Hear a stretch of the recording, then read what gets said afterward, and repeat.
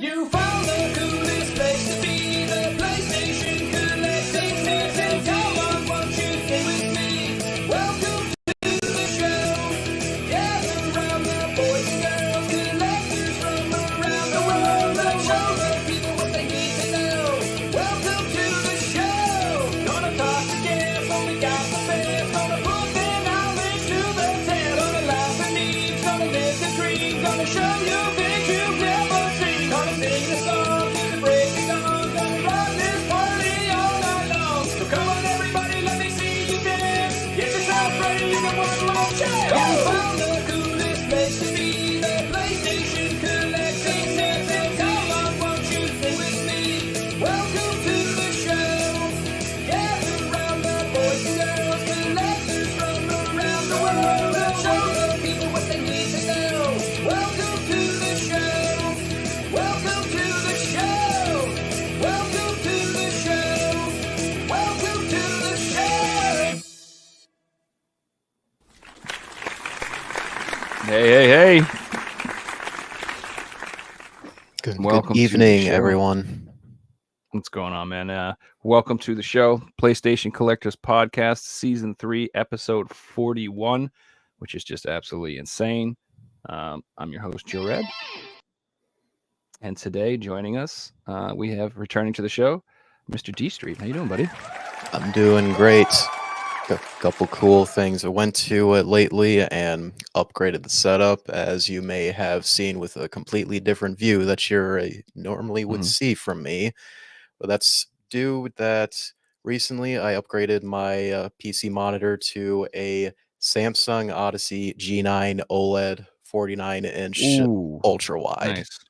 Badass, man. Still got the big box like right over there, just in case like something comes up, because this literally came in like 2 days ago, roundabout Mhm. 2 or 3 days ago, and loving it so far. And not only is it going to be a nice upgrade to have more immersion for gaming, for PC games that do support ultra wide, or whenever I mod older games to support this big aspect ratio. But it's great for productivity as well. So it should work out well for stuff that I do for the my channel in the future. That's sick, man. Congratulations. Yeah, that's I was talking about this before the show, but I just ordered a new PC too, so I've been doing a little monitor research as well. And the OLED realm jumps up quite a bit in price once you start going into OLED. You're immediately looking at like $700-800, I feel like, for something decent. So yeah, even for like a 42-inch LG TV that is OLED, probably the cheapest you'll find at like $700 to $800 if there is a sale on it. But with this being my first OLED massive panel that's not a cell phone, I don't regret it at all. Even though I got like a really sick deal when I bought my G9, like after like estimated of all I'm saving, I got this monitor for, let's say, like between 70 to 80% off of what you would currently buy it on Amazon. OLED is so worth it. And burn-in, like, you really got to try to cause burn-in for your OLED panels, really. If you only play a single game, your damn Overwatches and Warzones, don't buy an OLED, because you're going to destroy it in a few months. That's fair. And you just like have to set things smart, like have your timers, power saving features set up correctly to shut off. So if you are someone who intends to like pass out in front of the TV, that's the issue. You don't want anything just sitting there burning in overnight for hours and hours and hours. So just need to make sure it shuts off. But yeah, I got the LG OLED 65-inch TV for the living room like a while ago, and oh man, definitely worth every penny. It is absolutely good. Yeah. So I think I talked about this recently too. Like when the PS5 came out, I couldn't get one like everybody else. Just couldn't get the damn thing. And I was getting frustrated because it wasn't like I wasn't trying. I was trying, and it was just a huge pain in the ass. So after a while, I was just like, you know what? I'm not. This is stupid. So instead of me doing this, I'm just gonna get a nice TV for now, save up, buy that, pay that off, and then revisit the PS5. And that's what I did. And oh man, I'm so glad I did it that way, because when I finally did get it, I got Demon Souls, Ratchet and Clank, and I think Tales of Arise were like the first 3 games I played, and all 3 of them just blew me away on that Definitely TV. good They look showcases for an OLED panel. amazing. Yeah, dude, incredible. I don't know Except if you Demon's Souls played a made me cry. Returnal, but that would be a great showcase for like the Mhm. high contrast ratios for OLEDs. I can't wait to play that on this monitor. Matter of fact, Yeah, so that would be like I definitely did. That was probably like I don't know, my second or third round of games I played on it or something like that. That was definitely one of the first. So yeah, you know, as far as like games that like made me want to buy a PS5, Returnal was way high up on that list. Like I was dying to play that game. It looks so good. And it would have made I me buy a PS5 when it came out too, but thankfully I had connections at GameStop that I managed to get a PS5 on launch day. Yeah, I just didn't. It was one of those things where I just didn't. I totally underestimated the issue. Like I figured it would be new, it would be sold out. It might be a pain to get one, but I had no idea it was going to be like the shortage. Obviously, I couldn't predict what was going to happen with everything, but yeah, it was tough, man. Frustrating experience, but I didn't pay a penny over scalper price. I got my PS5 for regular price, and I didn't. Yeah, You know, it's I a waited. product that is going Mhm. to forever be in stock for like, let's say 10 years. So you have a lot of time to eventually get one. Patience, Yeah, gents. You'll get one. I think that's the most crucial skill when it comes to collecting is you have to be patient. Like sometimes the deal's just it's not right in the moment. And like for me, like I don't find it particularly fun just buying something at full retail price if I see it. Like that doesn't really do it for me as much as like I like either finding a deal or finding it like a little cheaper, or finding it in the wild, or doing a trade for like getting rid of something. Not that I think stinks or not, you know, I don't want in my collection, but just trading something that I'm maybe not as excited about in my collection for something I'm really excited about. You know what I mean? Oh yeah. Like $70 games, I'm so not excited to get to hop on that day one these days. The only one that probably would be the one I would like to jump into would probably be MGS3 Delta and Hmm. Silent Hill 2 remake when that comes out. But even then, I'm still just scouring around to get it for like $5, $10 off roundabout. I mean, the Steam version of Mhm. SH2, I'm definitely going to get a key elsewhere to get it cheaper than usual. Absolutely. Um, so speaking of which, I heard that there were rumors there were going to be some Metal Gear Solid announcements in the state of play, but that didn't happen, huh? That What's did that not about? happen, no. Yeah. I'm surprised they haven't done like a Metal Gear transmission as they have done 2 times with Silent Hill now. Because if you ask me, both of those, franchises are equal in terms to well, maybe more so. Metal Gear has a bigger fan base, that is very loyal and almost Mm. loves, shouldn't say every single entry, but a lot of them, they love a lot and have so much passion for them. I Maybe think we'll if soon see it, but we'll have to wait and see. Hideo Kojima like started a church on an island, like that island would be full if he recruited. Like he Oh, would be yeah. like if he wanted to start like some sort of cult or something, I think he would have no problem. Like no Oh, issues. yeah. Everyone loves that guy. It's so funny. I don't know. He's one of the, I feel like it. What makes me funny is like I feel like he's what Neil Druckmann wishes he was. Like he wants to be like the Oh, cinematic yeah. movie director who makes games or whatever. But like Mhm. everyone's always like, yeah, whatever. But Hideo was just like I worships him because I don't know. I don't know. He was the pioneer. He was cutting edge, so I guess he gets all the credit. I don't know. I don't know What what the difference was is. that one, uh, like, game, in quotations, that came, what that was, like, revealed, in, like, 2021, where it made it seem like it was going to be the next Silent Hill, but it turned out it's some, like, complete scam that, these guys tried to act like they were Hideo Kojima levels of marketing and just completely failed. Oh, wait, Abandoned, I think that's what it was called. That That's a good you name can for still, it. like, download it on your PS5, which is Mhm. just, like, a 40 gig, download of just a trailer. Dear Lord. It's still in my library. I can find it on my system right now, but and if you download it, it's still just like the one trailer that they released it with, and they have like 2 or 3 other things that will like reveal more soon type stuff. And here we are, 3 years later, like Mm, nothing has come out about it. And the interviews people have done with like the lead creator of it, he like avoids every single question almost. It's mhm. embarrassing. Yeah, I wish I could say that's like an uncommon thing these days, but I feel like that's really common in the industry. There's a lot of like games that are straight up scams that just never come to fruition, or let alone maybe consoles, for example. There's quite a few projects in the Kickstarter world and the crowdfund world that just don't happen. And also just the development times on games are absurd. Like that game Star Citizen has been in alpha for like a decade or something. It's like, okay, like and Don't after talk about Beyond Good and Evil 2, though. dude, that's what Metroid Prime 4 is another one, like announced and shown off and it just disappeared. Yeah, but what did happen to Beyond a Good Evil 2? No joke. They show these amazing trailers of this incredible footage. It looks sick. Like the graphics were absolutely like top notch. And then poof, nothing. You don't hear a word about it ever again. It's very So the weird. last time I heard about Good and Evil 2 was an article saying that the game has now broke the record of the game that has been in development the longest. It somehow beat Duke Nukem Forever by more than 15 years of development. Dear Lord. That's amazing. Yeah.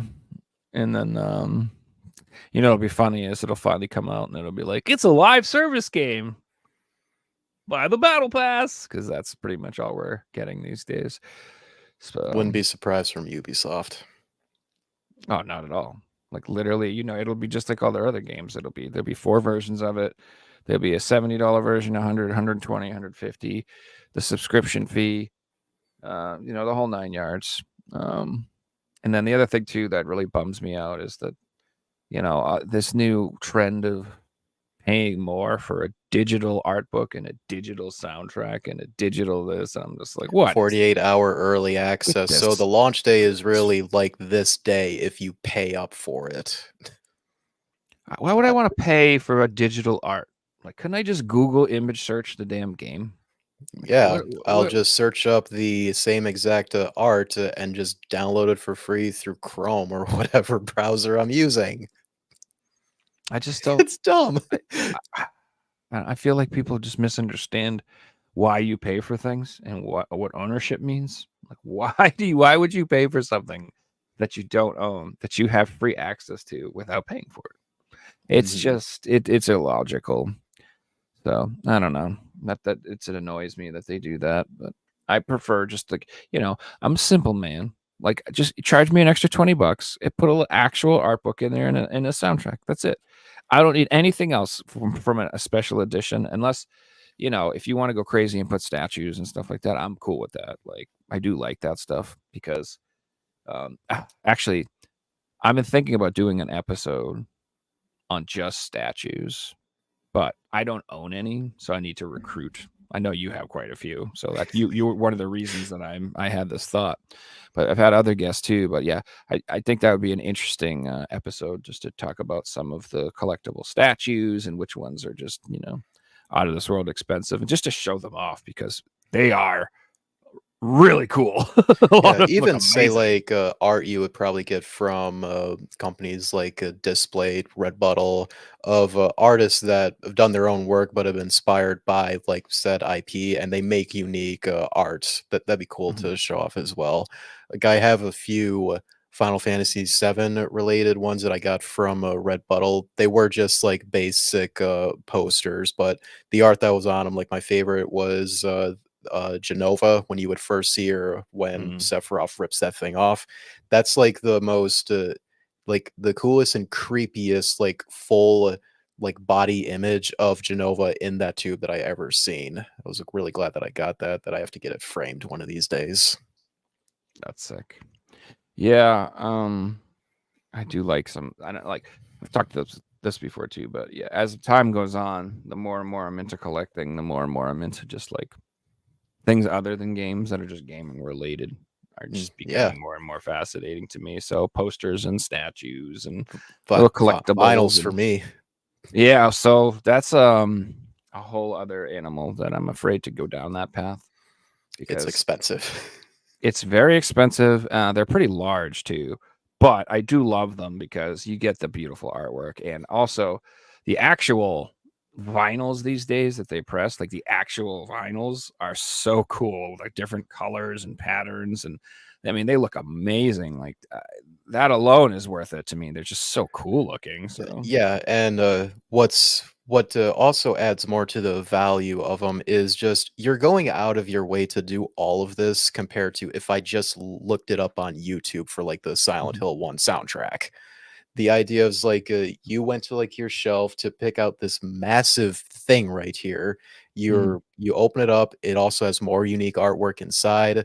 It may have like lyrics listed out on them, and then you take out this massive disc that probably has unique art on it as well. Like I think that Silent Hill 1 is like all white on the actual LP to like represent the fog itself.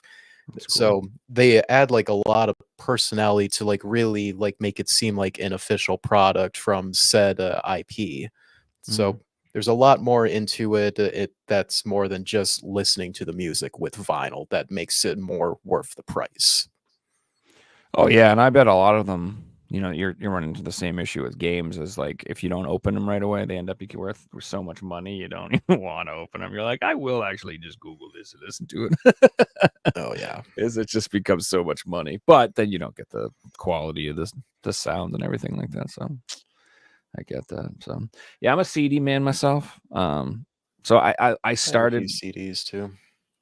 Well, I'm an old man, so like I started buying music when CDs was the custom at the time. We used to buy CDs at the old Newbury comic shop, and so I just ended up with this massive heavy metal collection of metal CDs from like 1995 to 2004, basically. And it's funny, like I still enjoy buying metal CDs in that time frame. I don't really buy any new stuff. Like I don't even know if most bands even release CDs these days, but I still like hunting down old CDs. And I also like DVDs from live performances. I think those are really fun to collect. So Yeah, like I those would be neat. I have like Cannibal Corpse ones and Opeth ones and Napalm Death stuff and like from the 90s and the 2000s. I just like picking stuff up like Well, that. did you know that cassette tapes have been making a comeback? That even some artists today Mhm. they try to go out of their way to have actual cassette releases of their Mhm. latest album. So I think all that's this sweet. stuff that's completely antiquated Mhm. just slowly has like a little comeback underneath that. When you look into the community, oh my god, they are super passionate about this stuff that should be completely irrelevant, but it's not. Mhm.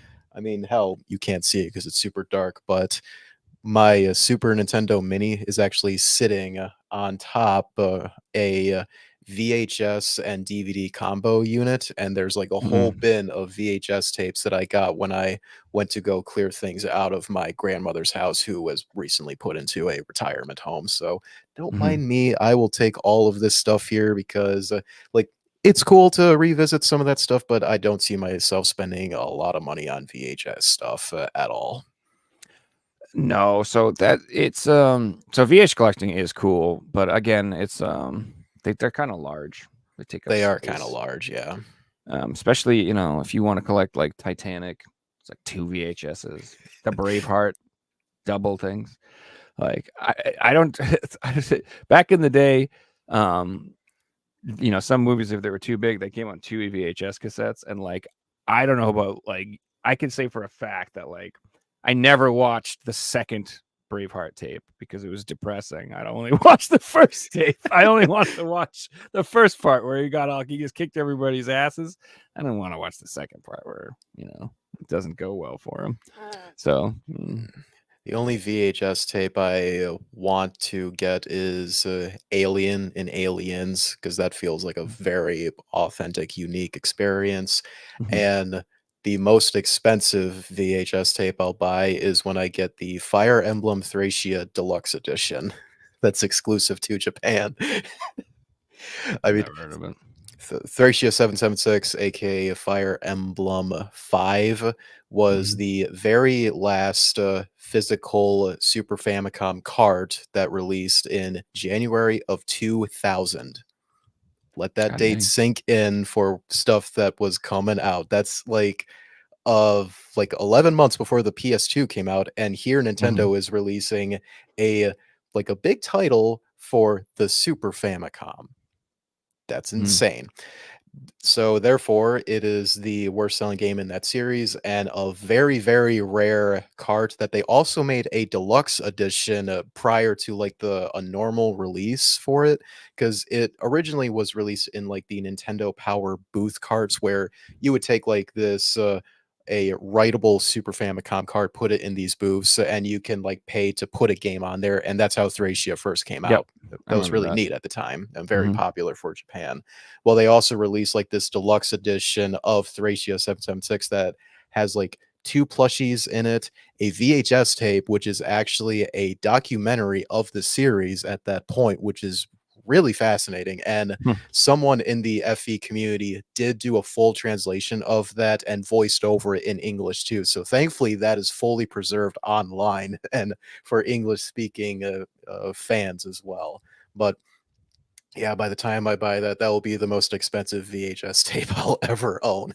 How much does it go for? I'm sure like $500. Oh dear 500, lord. $600.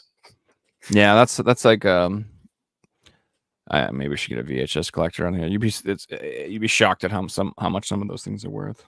The only ones that Mhm. I really so I've thought about this before. Like I was thinking about picking up a couple smart CRTs. And I was thinking about picking up one that had like a VHS built in. Like that's the way I would go. I'd want to get like a TV with like it's just something like that. And Mhm. then there's a few things I would buy, but mostly I just really want the original Star Wars that's unedited. I would love to get that trilogy, the one that has none of the fancy Wasn't it updates. I don't want none of that. wasn't it something with Jabba the Hutt that was completely changed in like a later version of Star Wars? I know nothing about it, but that's like the last thing I heard of like the original version on VHS from what I remember.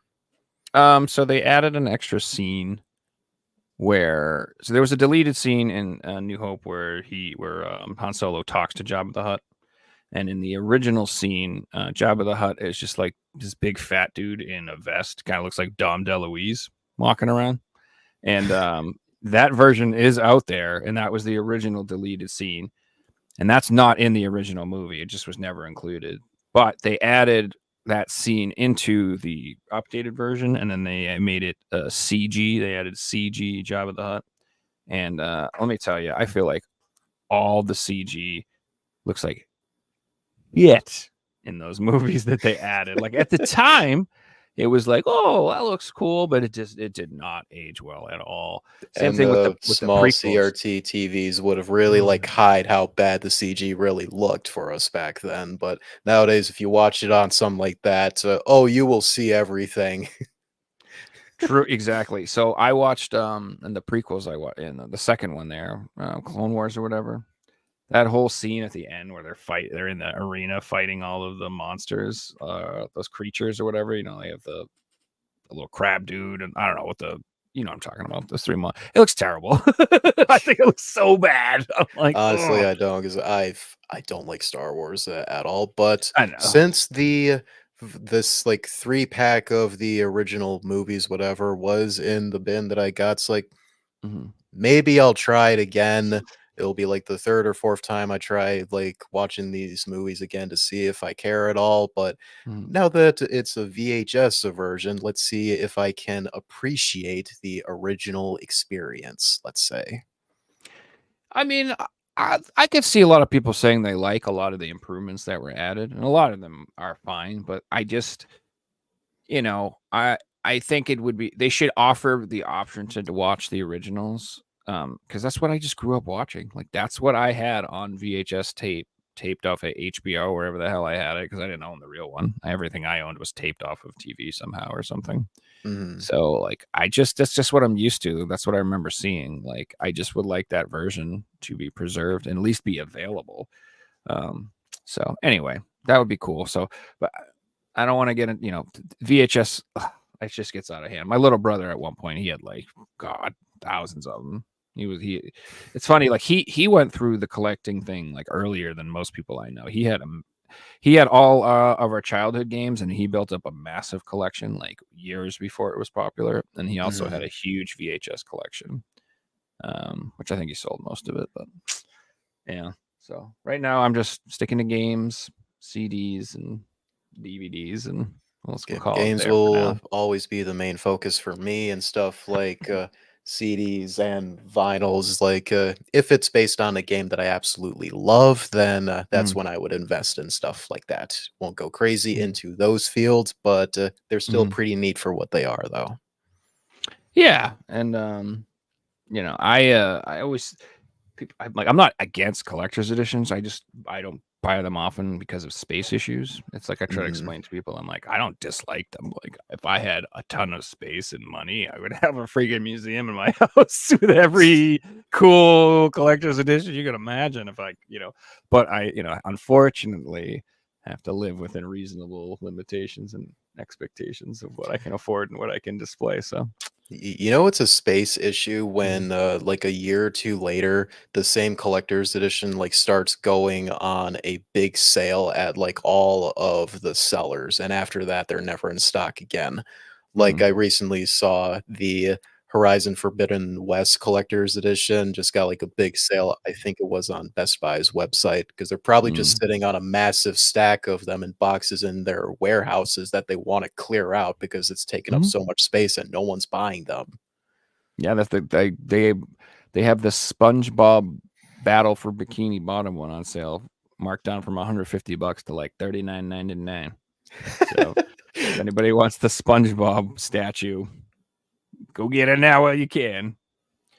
Um, so the topic of tonight's episode is the state of play review. Did you watch it? I hope, because that would be awkward if you didn't. I did watch it when Good. it first aired, and was even watching it alongside my friend, just messaging him Mm. back and forth for what we were seeing. It was all right, honestly. The Eh, the first mhm. thing that they started with was terrible IMO. What Oh was yeah, it let's called take a again? look at it. That Yeah, one because is you have the called trailers up, don't you? Concord. Yeah. So that was this game here, Concord, which I feel like everyone who watched this presentation had the same complaint about this. Was like this was way too long. This It whole was too intro, long. way It too long. the actual like cinematic that we're watching here reminded me so much of what I hate of modern day Hollywood, which is millennial writing because of Marvel. Mm-hmm. I 100%. despise it so much, this type of writing. That makes me hate almost all movies these days, because God, we have to act like smartasses for all of our characters. Yes, and we're quirky and unique and awkward. Like I don't know, it's just very yeah. The entire time I was watching this, my only thoughts were like, is this supposed to be entertaining? Yeah, is Like, this because if supposed to be a game or a Marvel ripoff or Avengers ripoff? correct, and like, am I supposed to find these characters charming or appealing? I don't know them or who they are, anything about them or any of their backstory. So these interactions aren't particularly interesting. Like I don't care. Like no offense. This isn't a good way to. I don't know. This seems to me like a Tarantino scene or something. That's like they're just talking about stuff that has nothing to do with anything.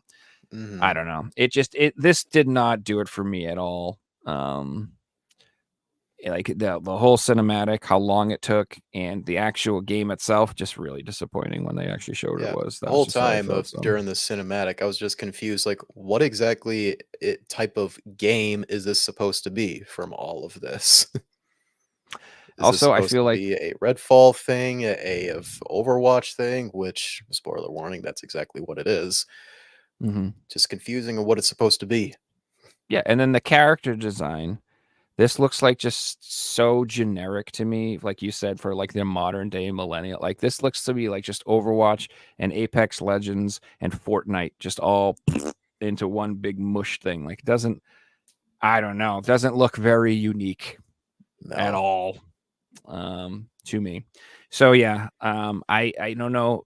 So I'm not really into any type of live service games in general. Like there's few and far between that I show any interest in. Although I did enjoy Overwatch when it came out, for the record.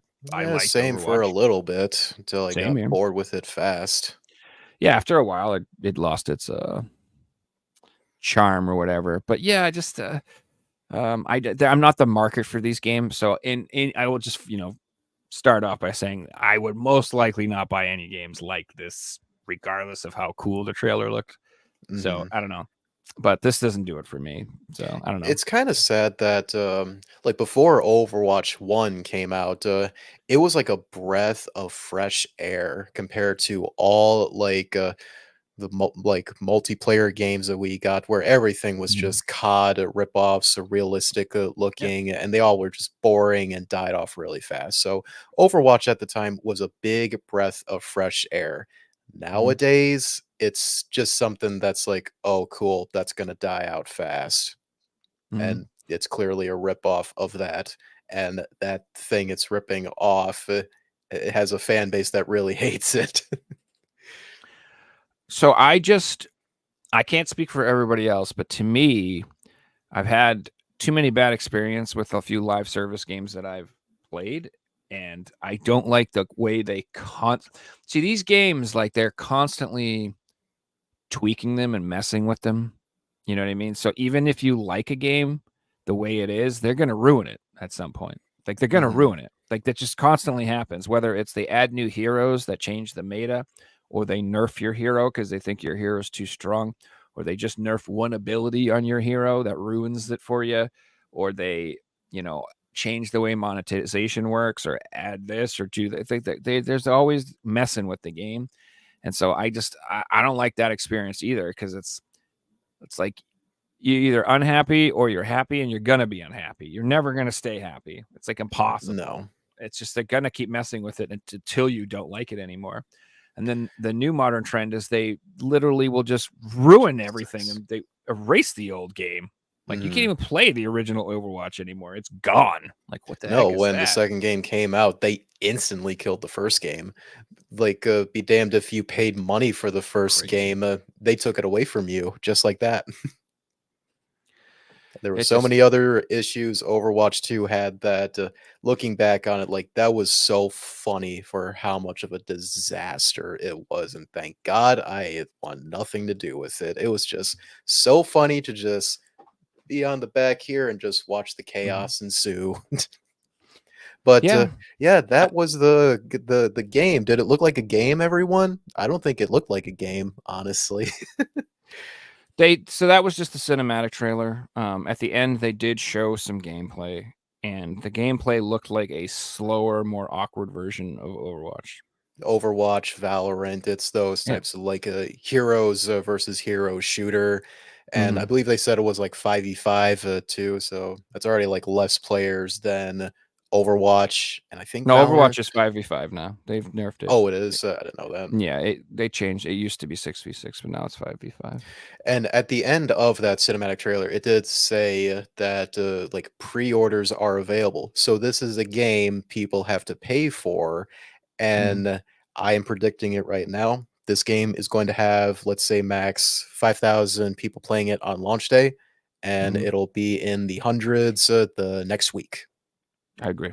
I am predicting that right now. It's going to be another Mhm. Lawbreakers and a Battleborn situation It'll here. be like Battleborn, exactly what I was saying. Yeah, it'll be hype for a minute, and then the monetization will be ridiculous too. You just know it. So even though you pay for it, they'll probably still sell a battle pass, and they'll still have loot boxes, and they'll still have XP boosts or whatever. Like you just, it's like a huge problem nowadays is that games are designed around the monetization, not around the game. Like it's not like they build the game from the game up and then they decide to monetize it. They go, I like this money structure. Let's make a game that fits this. And so then you end up with this. It's just like no original thought. The artwork's not original. The ideas aren't. Nothing about this is original. This is like straight up like the people in a room sitting like, I believe this will make money. We ran tests and studies show that the kids really think this is super hip. And, and it's like, okay, guys, good luck. I don't think it'll work. Good. Best of luck to you guys. I'm curious to see how it turns out. I'm not no way in hell am I getting this game on launch at all or ever, probably. How about this one? Looky. Oh, Another one. It's pretty much the same thing. I mean, I'm not going in the order of presentation. I'll just go in the order I want. But hey, look, it's the same damn thing. It's the same idea. So it's the same exact thing. This is a game that was built around a monetization scheme, except for this one, they licensed characters. That was their ace in the hole. Mm-hmm. So they were going to make an I mean, look, it even looks like Overwatch maps, for God's sakes. It looks like I played that. Like, that looks like a level in Overwatch. Yeah, like, or even like played Paladins too, if you have played that before. Yeah. And so, okay. This is the same damn thing. It's just the same damn thing. So except, like I said, you get Marvel characters in this one, which is cool. Like, I do want to kill people with Magneto. That sounds like a good time. Mm-hmm. But I don't know. As I told my friend when we were watching this one, that Marvel as like a game that is like a Overwatch or like your hero shooters, like honestly, Marvel could have potential for something like this, honestly. But at the end of the trailer, my friend pointed out pretty much all the characters have like a very similar move set, so it's gonna be trash. Yeah, so I've been told that this company who makes this game, they make mobile games. Oh, great. So I don't even know like if this is gonna be anything other than that. But yeah, it is what it is. Again, this doesn't really do it for me. But I suppose if you like these types of games, skin right there on PlayStation because Sony owns it. I keep forgetting. Yeah. So does that mean you get like something on Xbox? I'm assuming. Marvel Rivals, that was called, everyone. Marvel Rivals. Yep, it's a good one. It's going to be another Marvel Avengers situation, if you ask me. Well, that's the thing. I think that okay, so I don't want to go too off topic, but in general, I think people are tired of comic book stuff. Not everybody. Not if you were a hardcore comic book fan before it became trendy, you are still a hardcore, you didn't go anywhere. But let's just be real. There was a lot of fly-by-night fans who came in because of the end game, that whole thing, who were just here for that, and they've dipped out since. So I don't think it has the momentum it did at all. Like the whole franchise, the whole Marvel Cinematic Universe and Marvel in general. It's just oversaturated. There's too many, exactly, and way it's like too many. And here's another thing too that I don't think that people in the entertainment industry get is that when companies like fail really bad with something, it makes it bad for other companies too. Like the Suicide Squad failing so badly. And the Marvel Avengers game failing so badly is like a cascading effect that will make people just be like, I ain't buying no comic book games. These games suck across the board. I'm not buying any more. Like, I'm just not. And it's like the Furiosa movie came out. Everyone's like, how come nobody went to see this movie? I'm like, because people are sick of bad movies across the board. They've seen so many now that like if they look at something and they're just like, yeah, that's probably just gonna suck too. Even if it doesn't, if they're just like, I'm just not interested. I'm not going anymore. Like when the leaders in the industry start doing bad, it's bad for everybody. Even if people have nothing to do with it. Like if like 5 shitty horror games come out in a year, if you're the 6th horror game to come out and your game's good, no one will care because they bought the other 5 and they're like, screw horror. These games suck. I'm not buying any more horror games. They suck. Do you see what I'm saying? Like, Yeah, it's especially worse when it is Mm, like a massive IP like Marvel, because it's not just, shall we say, nerds that keep up to date on it, but even normies watch it too, because Marvel is a very safe bet, truth be told. mhm, And that will get massive exposure from millions of people that's way outside of like nerd culture. So mhm. that will hurt worse if, like, say, two things in a row are a complete disaster for them. Yeah, and those people will just check out because they were never really invested in it anyway. It's just, if you're invested in something, you'll sit through something bad and put up with it because you hope that your beloved franchise will redeem itself and get better. So you'll keep coming back like who are, yeah, because I could think of a million examples. We all have those franchises. We all have those things where like maybe this time it'll be different, and then it comes out and you're like, oh no, it still sucks or whatever. It is what Yeah. it is.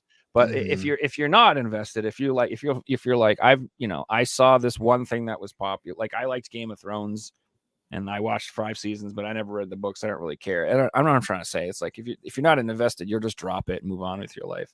And I feel like that's happening a lot across the board. And like they problem with game development is they when they decide to make a game, it's based on the elements of the moment they decide to make it, and then the game comes out 8 years later and everything's changed. You know what I mean? Oh yeah, the So like when market's they completely left behind, like whatever trend that game is chasing. correct. So they're the all like there's live service games that are coming out now that are going to fail because they decided this was a good idea 7 or 8 years ago when it probably was a decent idea.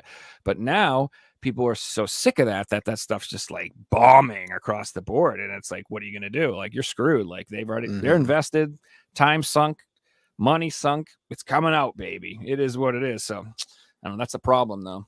Um, Yeah. Should we move Market on to the conditions next change. trailer from the state of Yeah. play? Yeah. Just those are my two like disliked ones the most. Let's talk about ones I like first. So this one looked cool. This was one for the old VR2. This was the And Anna Tara, I think this was called, or was this the medieval one? Yeah, this is the medieval one. yeah, this is Skydance's Behemoth. Made by the developers, as you see, made Walking Yep. Dead Saints and Sinners, which most people still consider as one of the best VR games on all platforms. Correct. Which is that's why I was excited to hear about this. Also, this Same. looks like fidelity wise, very, very nice. Like I bet that looks outstanding in the headset. Hmm. Also, like the actual like movements looks really smooth, looks really clean. The combat looks good. And I like the idea of fighting the huge giants. That gives me like a Shadows of the Colossus vibe, kind of. Hmm. And I think that could be really neat in VR, depending on how I liked exactly like Mario said. So that's what I'm saying. It definitely reminded me of Shadows Colossus, and I just think that would be it. That's a neat idea being in VR. Hmm. With those giants swinging those, that's terrifying. I can see that being very intense. Just feel like, goddamn, like that looks cool, man. I don't know. I'm excited about this game. And when Um, you were fighting like normal humans that are like your size, it would be nice if most fights they feel varied from the animations of the enemies.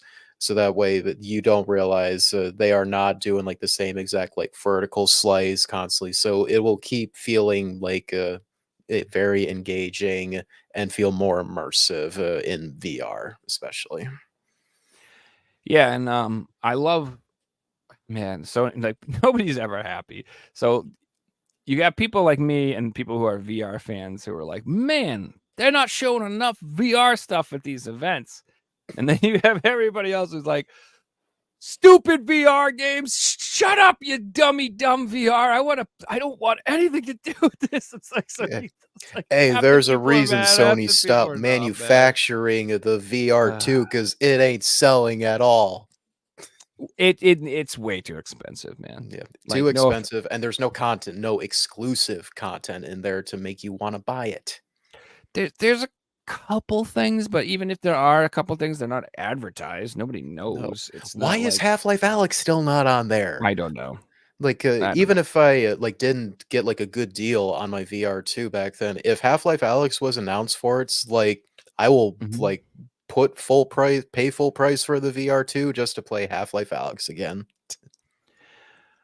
This one actually did really Oh, excite me. is this the Alien one? Yeah, this to Yes, me this was is the this Alien was one. This looks sick. this was the most exciting announcement of the show to me because again, I love VR and I love horror games and I love Alien. So this At is a first, I slam thought they were freaking making dunk. an Alien Isolation VR version or something, but no, it seems like it's its own game. Correct. I would absolutely die for Alien Isolation VR. I would completely support that if that happens. Please do that as well. But I do This like the fact that holiday. this is. If it Now I would will come out in say October, that'd be perfect timing for that. it's like it doesn't look super amazing graphically, but this is probably just like a super early peek at it.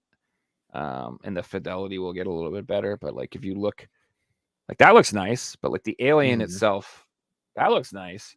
I didn't like how the alien itself looked. I feel like it was a little I do like rough. how dark it looks, so that way it will Like that like did look up pretty the good. atmosphere so much.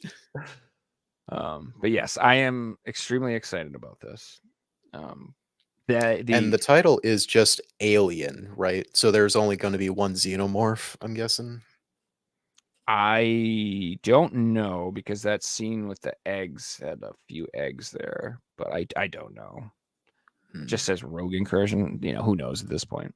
Yeah, that definitely may be a day one buy for me, depending on the price. Yeah, I'm definitely gonna get it. So I feel like there's the VR shines the most in with horror games. Absolutely. That's like the absolute best thing to play on it, in my opinion, is horror games. It's just so unbelievably cool. And then obviously rail shooters are number 2. Any Damn type right. of on rail. Love rail shooters. Any type of on rails sit around just shoot crap games. God, VR is just amazing for that. I've been meaning to play actually Operation Wolf. I got this a little while ago. I keep meaning to. I should pop this in and try this. Wasn't that like a Super It's super Nintendo fun. game originally? It's like an NES game. I think there's been a couple versions of it, so there may have been a Super Nintendo one as well. Or at least there probably was arcade versions of like the same name as that Operation Wolf, and then they later ported it to a Super Nintendo and didn't look great, and now just had like a sudden revival on VR2, I suppose. Yeah, looks cool. It looks like fun. I just like games like that. So now, next we have good old Dynasty Warriors. Dynasty Warriors, your Muso games. So I mean, what is there really to say? You've seen one Muso game, you've pretty much seen them all, honestly. Yeah, exactly. So yeah, if you like these games, here's another one. That's pretty much what I have to say about it. It has been like a few years since the last Dynasty Warriors game, but even then, I think the last main title was an open world piece of trash from what I remember that failed horribly. Like it wasn't even considered a Muso game from what I remember. So one thing about this genre, at least, is that these have always like technically pushed consoles to their limits, just because there's just so much damn stuff happening on the screens. Like most of these games, like they lag and drop frames and crap once it gets too crazy. So I don't know, maybe the power of the new consoles, this genre will just continue to get more and more absurd because it finally can do, you know, all that crazy stuff. And, you know, you can have 1,000 guys on the screen at the same time. So it's pretty cool. I mean, I like that concept. It's just a sheer absurdity of how much is going on at once. It's just crazy. Yeah, though I feel like other games that aren't called Dynasty Warriors did the Muso genre better, like Hyrule Warriors and my personal favorite, Persona 5 Strikers. So let's see if Dynasty Warriors Origins, we have revealed, will be really good for the series that created the genre, because most Dynasty Warriors games, like as games themselves, have never been great, let's say, but they've always been like junk food for a lot of people. Yeah, just exactly. Just a fun time. They're not, trying to be more than they are. They're just a fun little action game. But I'm actually with you. Like I liked Hyrule Warriors. I like the Persona one. I like Dragon Quest Heroes. But I don't play actual Dynasty Warrior games. And Yeah. I've played a few of the Warriors Orochi games, which are like spin-offs, but I never play the actual Dynasty Warriors. I don't know why. So I guess Muso games are good. Is a really good genre to have a lot of fan service for the series that it's in. That's why for like Hyrule Warriors, like honestly, that was like a big celebration for the Zelda franchise overall because they had characters from like every single game into like this one package, and was kind of similar to how a lot of people love Smash Bros. Just you have all these characters coming together and just beating the crap out of each other and just having a great time. The Muso games are perfect for like a series celebration, if you ask me. yeah, I was thinking about this the other day. I'm like, you ever hear how like like Vikings, their idea of heaven was Valhalla? And like literally their idea of heaven was every day you wake up and you go out and you fight all day and you kill each other all day. And at the end of the day, you all just meet up in this big hall and you get drunk. That was their idea of heaven. And I remember like, what a crazy idea. But then if you look, like, what do we dudes do all day long for fun? We go into the arena, we murder each other all day long. And then when we're done, we go and we eat dinner. And it's literally like we have not evolved at all as a species. We are exactly the same. We just have cooler toys now, but we are the same, man. It's literally all we. If you ask like a Call of Duty player what heaven be like, just playing COD all day, is killing the buds all day, every day. It sounds great. No, it's just funny. Or League players, like, yeah, play League. I never have a great time. Breaks how many keyboards too, and their desk. Speaking of games that are hard that make you break keyboards, this is Path of Exile 2 on console. Have you played this game?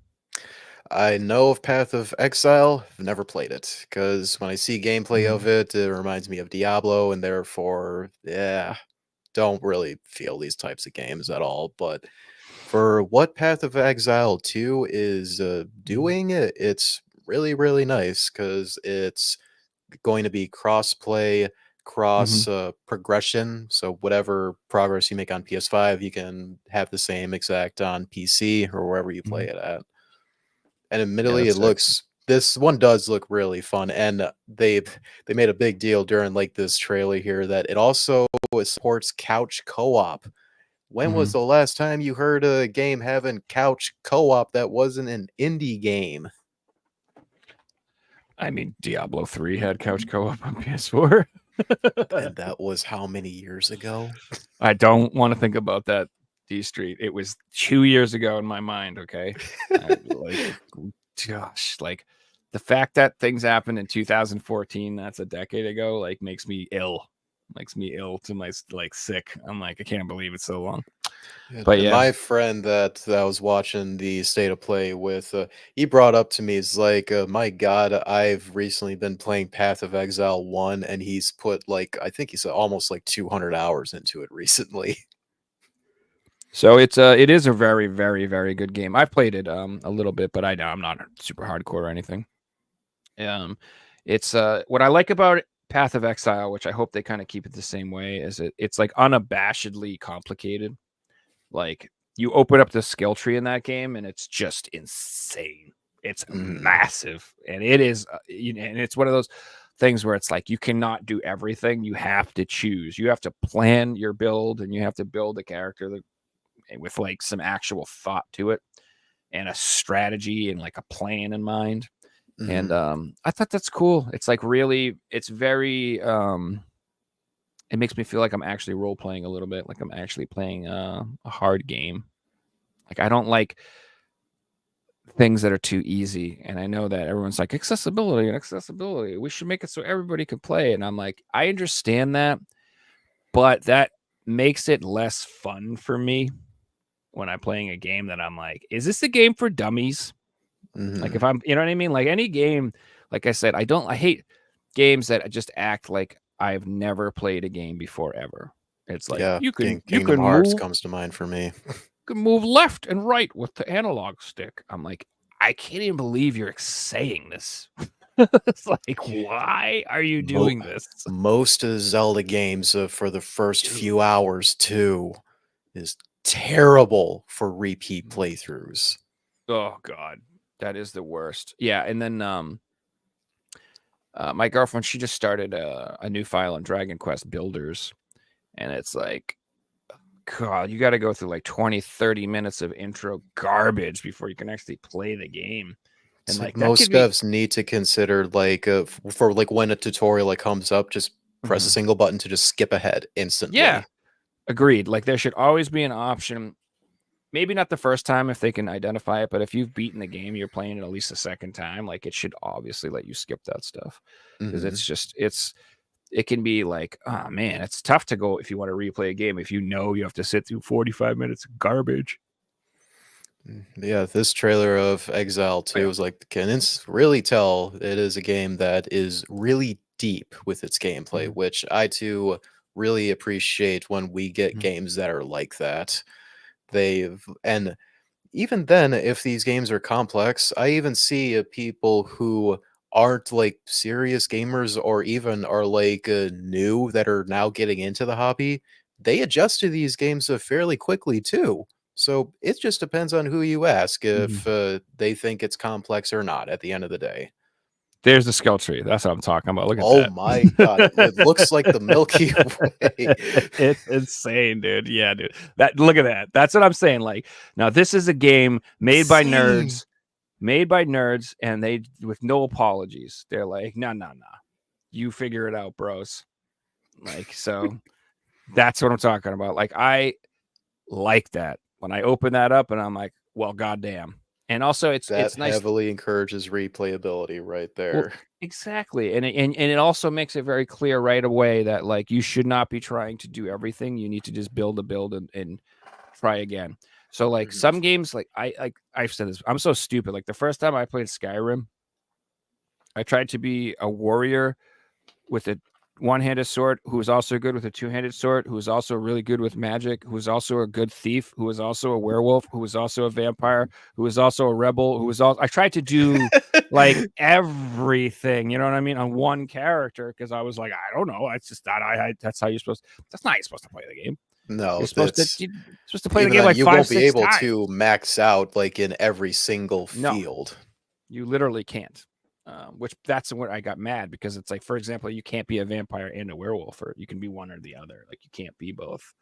So I was like, damn it! I wish I'd known that. I'm like invested in being a werewolf now, and I wish I would have been a vampire. I think my most favorite game that's like this, where it is very deep in its gameplay, System Shock 2, which I've been Oh, playing the System Shock remake and 2 on my new monitor right here because 32 by 9 OLED super ultra wide's like, oh my God, this is super immersive. oh, And I still remember System Shock 2 was the very first game I ever bought on Steam for $1 back in December 2015, and I wanted to re-experience that on this beautiful monitor. So dude, I'm honestly jealous of you right now because like my PC that I have now, it's really old. But when I got it at the time, it was like, a supercomputer. It was really awesome when I got it. And the first game that I played was BioShock. And I had such a good time playing that because I was set up in like my basement, no windows, pitch black room, just no one around, just me sitting down there completely in the dark, no lights on, just playing BioShock with my headphones on. And I was like you said, immersion. That's where I learned what that word means. I was in rapture, bro. Like I was there. I was so into that game. And I had just one of the most incredible gaming experiences of my life. And I just ordered my new PC and it should come whenever. I don't even know. They're building it or whatever, but a month, whenever the hell it gets here, who knows? You ain't building it yourself. You ain't no elitist like me. I have built them before in the past, but like, dude, I'm lazy. Just be fucking honest with you, dude. I got the money And the time, I don't want to. Like, I'd rather just pay someone to do it. Fair enough. Just for and me that I work in IT, like it's a given that I Oh, would okay. love doing it myself. So Mhm. far that I do custom water cooling where I take like tubes and heat it up with a heat gun to make my own tubes and just have a liquid running through this thing, which I need to clean Mhm. out pretty soon. It's been a while. I built the PC I'm on right now, son of a bitch. It's not like I've never done it. I can't. I'll be honest. Like, I can't do the wiring as nicely as they do. It'll never come out as nice as they do. Fantex is the case I recommend if you want really good cable management. If you ever in the future build one yourself, Fantex is the only case manufacturer I buy from these days. So, but the next time I build a computer, I'll actually have my own personal AI robot from Boston Dynamics that hangs out with me like the Jetsons, named Rosie, and she'll just build that shit for me. You know, I mean, we're talking like 15 years from now. So, If that ever will truly be a thing, Joe, I'm tired of AI these days. oh, you're not. You have no. If you think you're tired of it now, just wait. Just wait in like 5 years when you can no longer speak to any human being at anywhere on anything. AI will be the only customer service you can talk to, no matter who you call, anywhere you call, any company you call. I could It's see already it like getting that now. there in the next like 10 years where like all of like the biggest corporations for their customer helpline, they're just going to make it all AI based and just get Mhm. rid of all of the actual call center people that are all like Mexicans or people with terrible English. And, like they're all just going to be super out of a job. Lots of them will be. Mhm. But not all of them, because there will always be people who just refuse to speak to robots. Yeah. To speak with an associate. Instantly type that into the chat. Well, yeah, I mean, it's like that now with a lot of places, and they always like offer you like 3 options that have nothing to do with what you're calling about. No, they never They're like, do. would you like to pay your bill? No. Would you like to sign up for a new account? No. Well, that's all we're gonna offer. What would you like to do? No, motherfucker, I got something else I want. Operator. Because that I am getting in contact with customer service this way, this probably means I have a very unique issue that requires an associate to talk to, for God's sake. So all of your automatically generated stuff that would take me 2 seconds to do and 95% of the time doesn't fix the issue, let me talk to an associate, damn it. So let's move on to the most exciting game of the presentation. Oh, is this? Oh yeah. I mean, I don't have a lot to say about this one. I don't really know. As I told my friend while I was watching this, I am like somewhat interested in this because it is not a remaster from Sony and it's not a Last of Us ripoff, or I would rather say to that a Resident Evil 4 ripoff. I thought it was an Atelier game when I first saw it, but it's clearly not. Fair And enough, yeah. I'm not even sure what the fuck is it, like a Souls-like platformer The where you're 3D mascot platformer like your where you're Banjo like Kazooies. super kawaii. I'm not sure. I can't say it doesn't interest me at all because it does look really nice. Like it looks amazing. Yeah, presentation Um, looks great. It does seem anime inspired, but trying to be in the more Pixar realm of very well done animations. I just want to do the little hopping sparkly fart she does.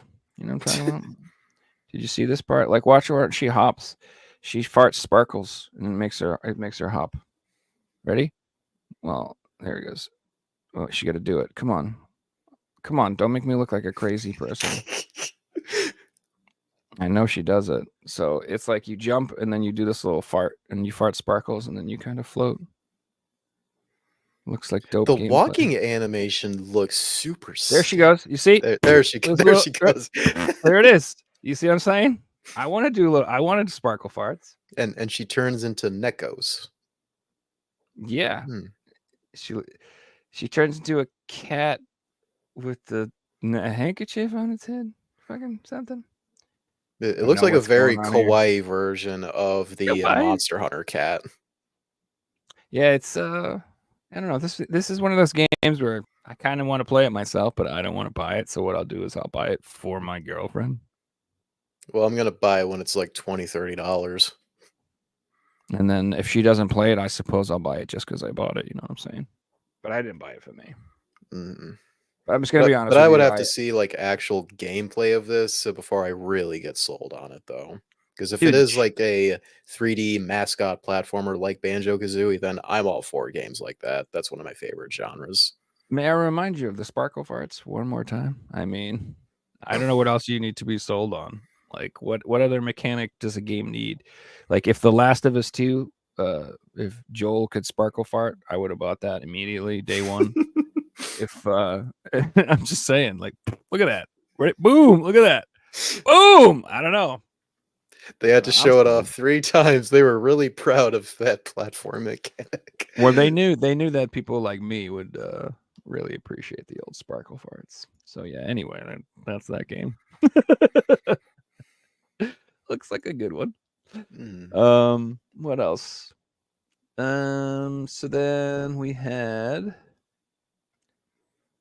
the Ballad of The what was it? Ballad of Antara. Antarta, yeah.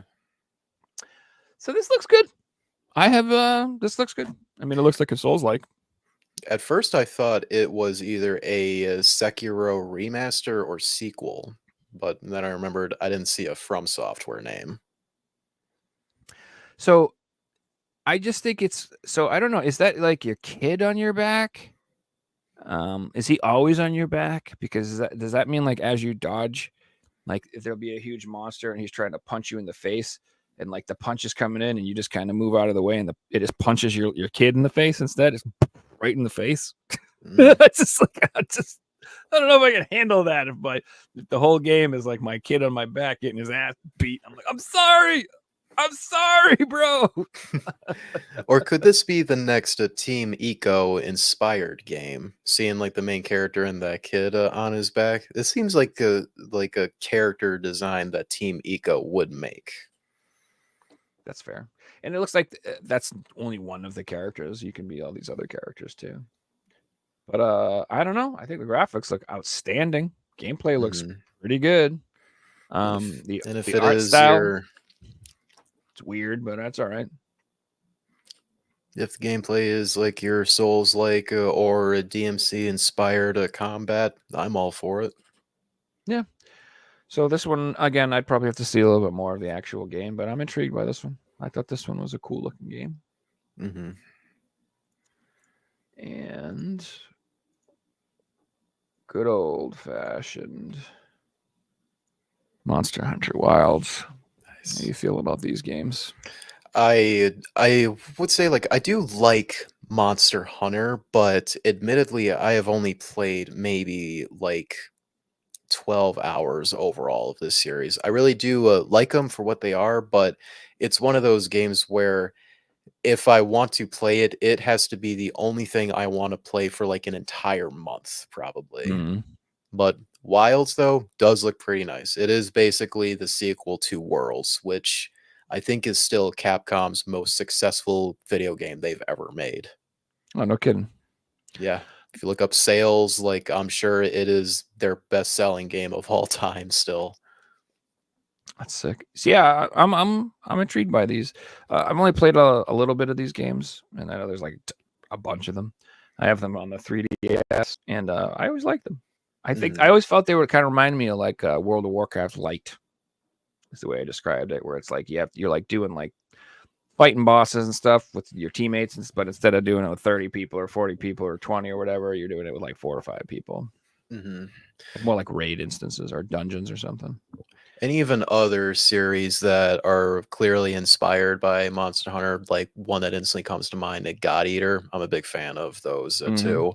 God Yep. Eater, I think I'd probably be more of a fan of compared to Monster Hunter because I'm a sucker for anime, and the designs of the creatures you fight in God Eater look insane. And also, big shout out to Freedom Wars as well. For God's sake, Sony needs to do a remaster of that or make another Freedom Wars like game. I miss that game a lot. Did that only come out on the Vita? Only on the Vita. Yeah, that's a good one. I think that's Very, like one of very good the one. if people are like, I got a Vita, what should I get? That's like always one I'm like, you should get that game. It's a great game and is really cheap still on the Vita physically. It's not bad at all. So yeah, I'm excited about this. I think I'll pick it up.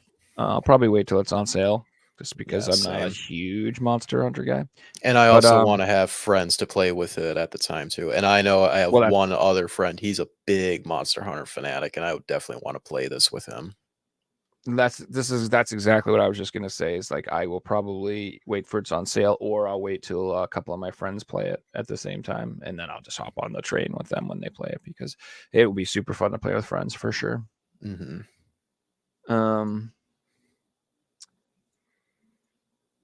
then almost done with the games. What do we got left? Okay, so the two big ones. So this is actually, to me, I think this was the most exciting announcement. I thought that this the Astrobot game. Dude, this looks awesome. I love Astrobot so much. So the Astro Playroom, that is the greatest tech demo game ever made.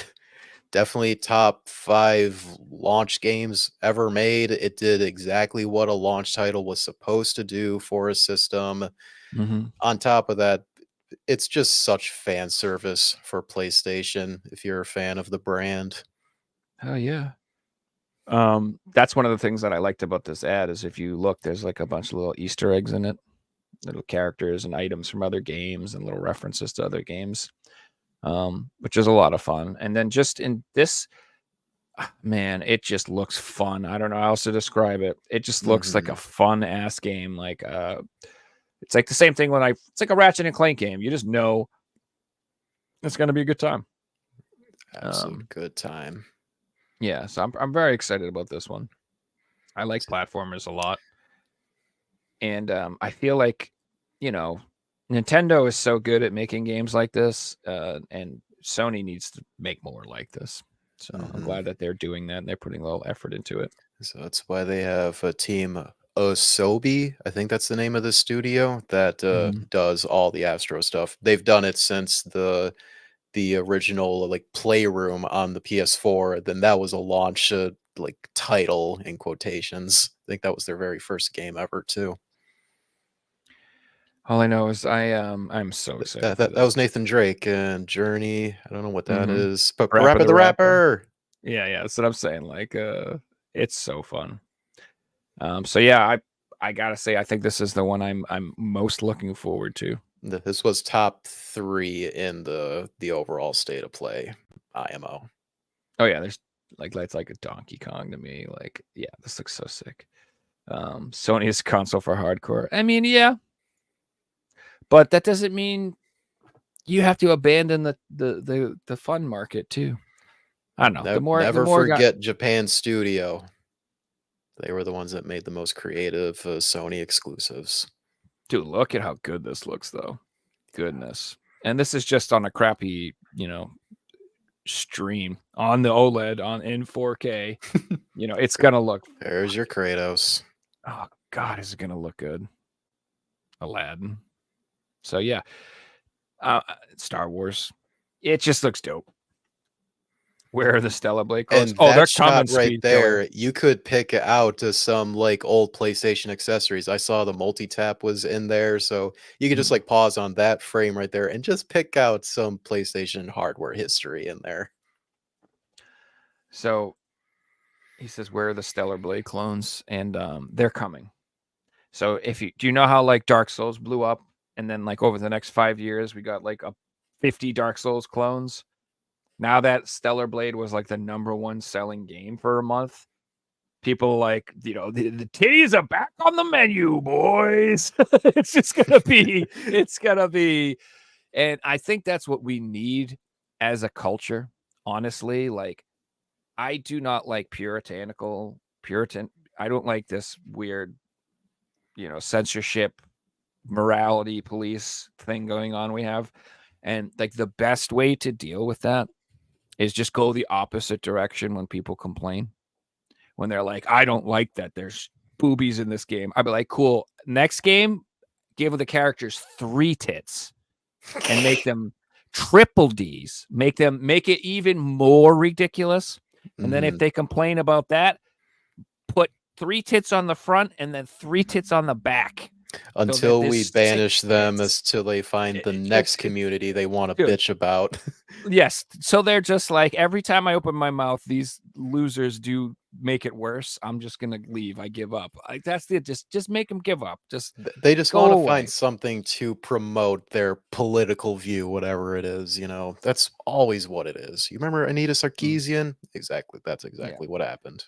They're locusts is what they are. So they're parasites. What they do is they find a fertile crop, or they find a fertile place to go, and that's a fandom or something. So here we are, we're all over here buying our games, and these locusts come in and they push their propaganda until they destroy the field, until there's nothing left. They've salted the earth, nothing grows. They've ruined the industry, and then once they've killed it, they detach from the husk and they move on to the next thing. And they've been doing this for like 15 years. But guess what? They've run out of things to do that to. And now they're just all dying because they've eaten all the food. There's nothing left. So they're all going to go out of business. It's great. You're going to see in the next 5 years, it'll all go away. All of these crazy journalists will have no jobs anymore because the ad revenue is dying up. AI is putting them completely out of business and making them irrelevant. And YouTubers do a better job anyway. Why the hell would you go to one of these websites for gaming advice or news or anything? Well, you just go to YouTube. You can get a better walkthrough, better reviews, everything about it. Straight to the point on stuff as well, too, for God's sake. So I don't have to sit through any sponsorships for like 30 seconds or them doing all circle jerks with everyone around the couch until we finally see what the topic of the video is. Correct. And that not once do any of the YouTubers when I go to for game reviews sit there and go, by the way, did you know you're a terrible person? Did you know that? You suck. I'm like, what? Why would I come here if you clearly don't like me? Why would I give you money or time or attention? You guys are stupid. Like, I don't know. When I was in the 90s, like, people knew you just shut your fucking mouth about politics and stuff if you were in a business, because all you do is alienate people. You don't grow your customers ever by doing that. Never, ever, ever. Because when you start doing that, same thing on this show, if I just started to get super political in one direction or the other, I'm going to alienate half the people. You're going to alienate, yes. No matter what. And it's not, and I'm not going to replace those people by doubling my audience with people who agree with me. That's not going to happen. All you're going to do is lose people. And I don't understand how these businesses just don't get that, what they're doing. They're just like, I know what we're going to do. We're going to do this thing. It's going to make things, it's going to be more inclusive and everyone's going to love it. And we're going to sell more stuff. And then they do it. And what do? They sell less stuff. Yep, and then they just double down and they triple down and they quadruple down and they keep doing it over and over again. They don't make more money. They make less money. It doesn't make any sense. It's totally irrational, but it doesn't matter because that only works when people were giving out venture capital and free loans and low interest loans and all that other stuff. That's all done now. There's the money tap's turned off. No one's investing in these people, and interest rates are so high right now. Businesses can't get cheap loans. So they have to actually make money now. So now they're all screwed because nobody wants to go there. And then why would you give them any money? Like if I saw a company that advertises heavily on Kotaku, I would go out of my way not to buy their products. Totally, yeah. Literally would. I would be like, oh, you guys are in line with the lunatics that I don't like. You're never gonna get my money ever again. Never.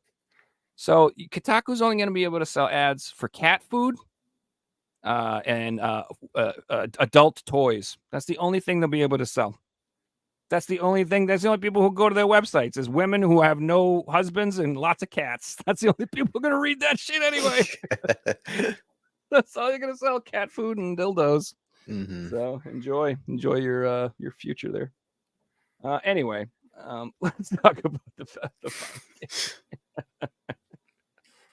Fascinating how topics that should not be linked with one another, they always find a way. It's fascinating, isn't it? So I've theorized that it's like the only way they can get any clicks. It's the only way they can get people to go to their website is if they say something that they know will irritate everybody and piss everybody off, and then everybody talks about it, and then everybody goes to their website just to read it so they can hate it, or it's like they it's all hate clicks. Like it's so I feel like, honestly, like a lot of these websites and a lot of these people, they say stuff that they don't actually believe. Like they don't believe this stuff. They know it's complete nonsense. They know it's complete ridiculous, but they just know it'll piss off the chuds, man. It'll piss off these people and it'll piss off the YouTubers. So they say it on purpose. So they'll just be like, did you know that, Zelda is actually a Marxist allegory about, child marriage? What the fuck are you talking about, dude? It's like, no, it isn't. That came out of nowhere. Just shut up, dude. No. And you know what? That's not, nobody wants to talk about that. This is a video game people, when we talk about games, I know this sounds crazy, but we'd like to know about the games. Like, how is the inventory? How are the controls? Does the dodge roll feel good? Does it feel like there's frame drops? Is the parry system good? Is the combat good? Is the camera tracking good? Like, are the quests good? Is the story written quality? Is the voice act? Talk about stuff that, the game stuff that we would want to know, like that would inform us about whether or not we would like to purchase it. Okay. When you start talking about ludicrous, things that clearly show that you're just fucking nuts and you think about crazy, stupid shit all the time, that's not going to do it. It's not going to do it.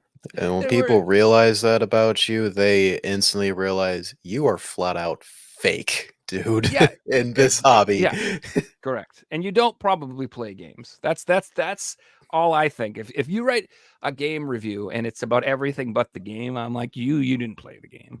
Or if you did play the game, like, you don't actually play games or care. Let me see the trophy list so I can see if you actually did beat the game. I don't even care if you beat it, but I don't know. I swear to God, these people just don't play them at all. Like, I just don't think they play any games at all. None. I think they're frauds. I don't think they play them.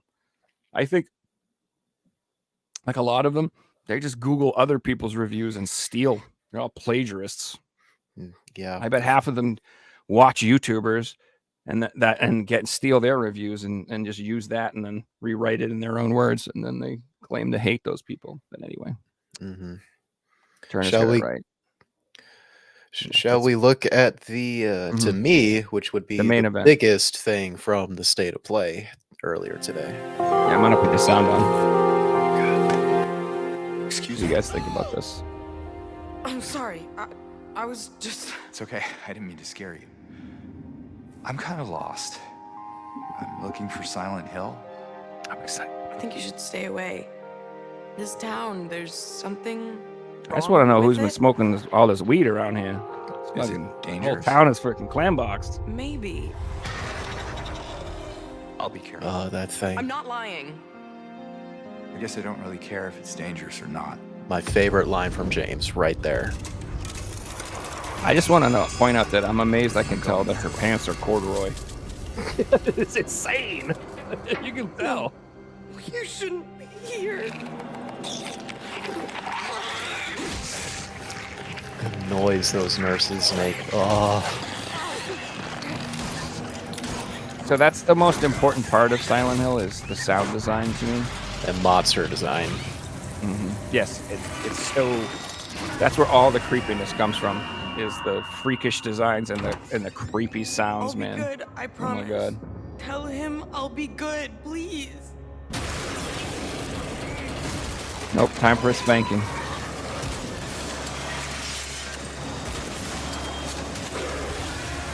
That guy looks sick.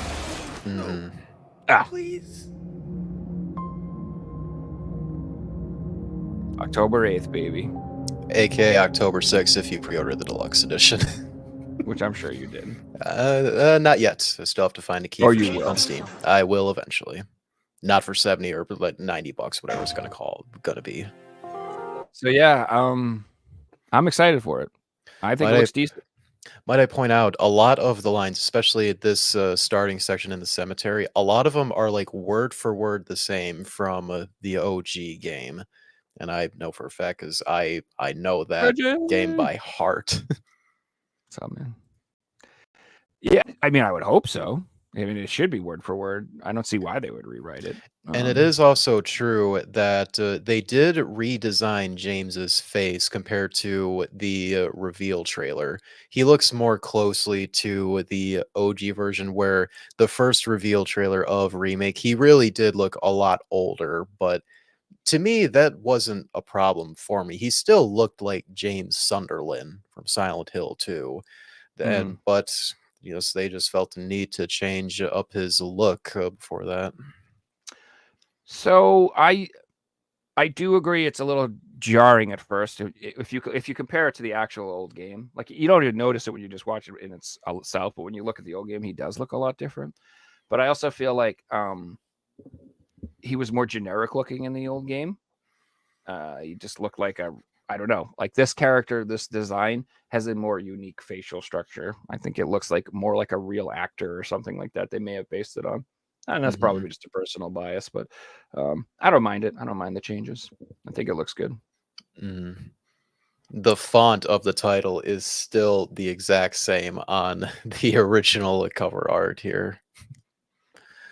I also, we'll talk about the transmission event next, but the now that seeing more of the combat, I'm feeling more lenient towards it now, because the last thing they released based on the remake was I believe it was called the combat trailer a few months ago, and that was a bad trailer for the game.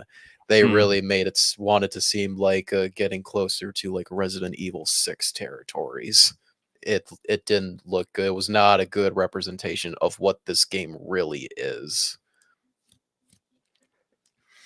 So I also think people may over romanticize what the combat was like in the original Silent Hill and Silent Hill 2. It wasn't that crazy complicated to begin with. Like, the combat never was like anything too wild. It was there, but that's not the selling point of the game. It was all the puzzles and the atmosphere and the story and the creepiness.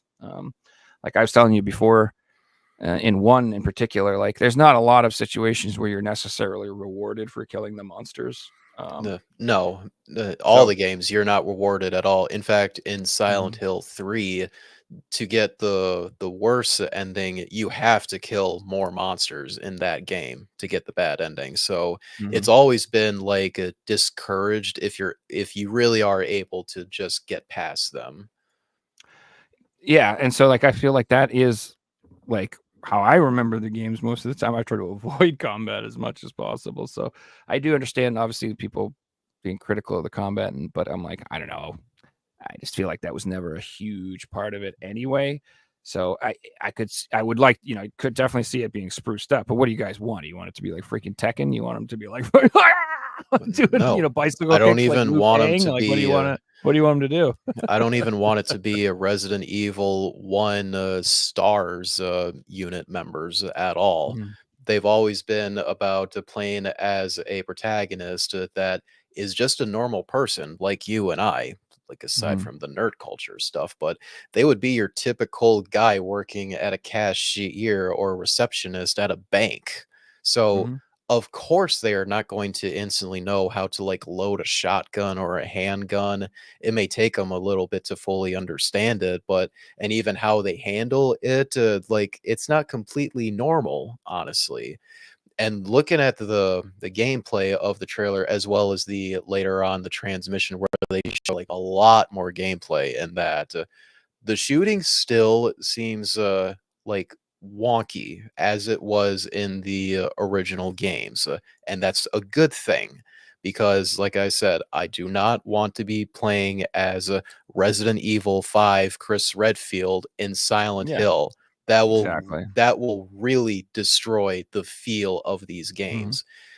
The only thing that seems still a little concerning for the combat in SH2 Remake is the melee, because if you have seen the transmission gameplay trailer, when he was attacking them with like the wood plank, it did seem like really fast that he was like hitting them. For when you press the button for like the hit to land, it did seem Mhm. like fast. A thing to note for like OG Silent Hill 2, for like any melee weapon, when you would press like the attack button, he would do like big wind up animations for the attacks every single time. Compare that to like any other hack and slash game, like your Bayonettas, your Devil May Cry's, a Stellar Blade. As soon as you press like the attack button, they instantly Mhm. attack. It's like milliseconds, like a few frames until like the hit actually lands. But in Silent Hill, it's like what feels like half a second for the hit to actually land. And Mhm. that stuff goes a long way for how a game's combat feels.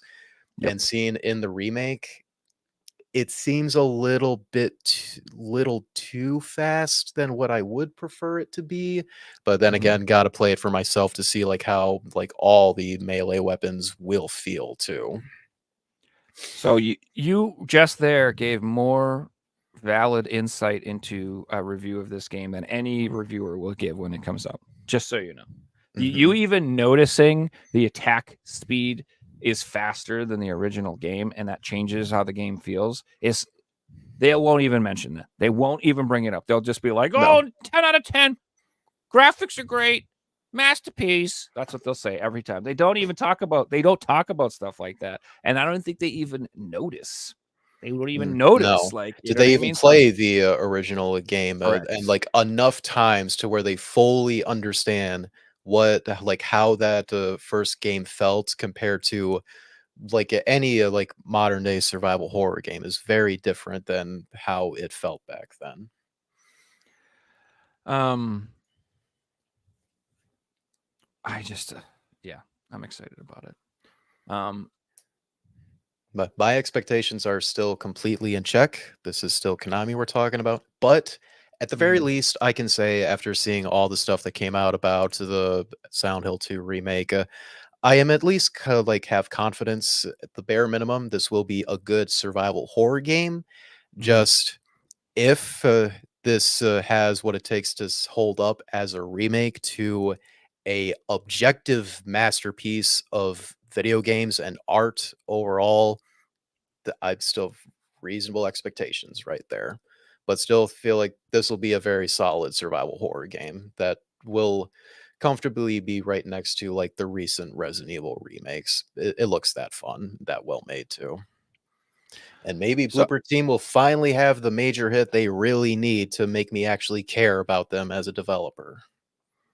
so I'm with Turner and I'm with you. Like even if this game isn't perfect, I just hope it does really well. Like I really do want to support this. I'm excited about this because I just want Konami to care about their franchises again so badly. Like I want this to lead to another Silent Hill game.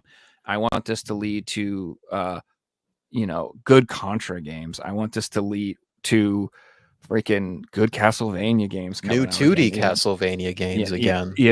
I'll take it. 2D, I'll take a 3. I just give me good Castlevania. It's so sad Konami owns like a good majority of my most favorite video game series. Metal Lots of Gear, it. my most Sick. favorite. Yeah. Silent Hill is my second most favorite. Mhm. Contra, I love so much. It always gets Mhm. blood pumping and like always a fun time playing almost any Contra game. Castlevania is like major fan base right there. That even like outside of like gaming culture, Castlevania has like a fan base thanks to like the Netflix show, which is a very solid show. I'm actually gonna buy those soon on DVD. I've been eyeballing those for a while. I'm gonna pick them up because I saw the first season and I loved it, and I never watched any of the others, and I really want to watch it. Looks dope. Speaking of, they did announce a bunch of new merch that alongside the Silent Hill transmission event earlier, and Mhm. one of them was a literal, very good-looking replica of James' jacket. That as soon as the transmission stream ended, I went to the official Konami store and I pre-ordered it. Oh, that's badass, dude.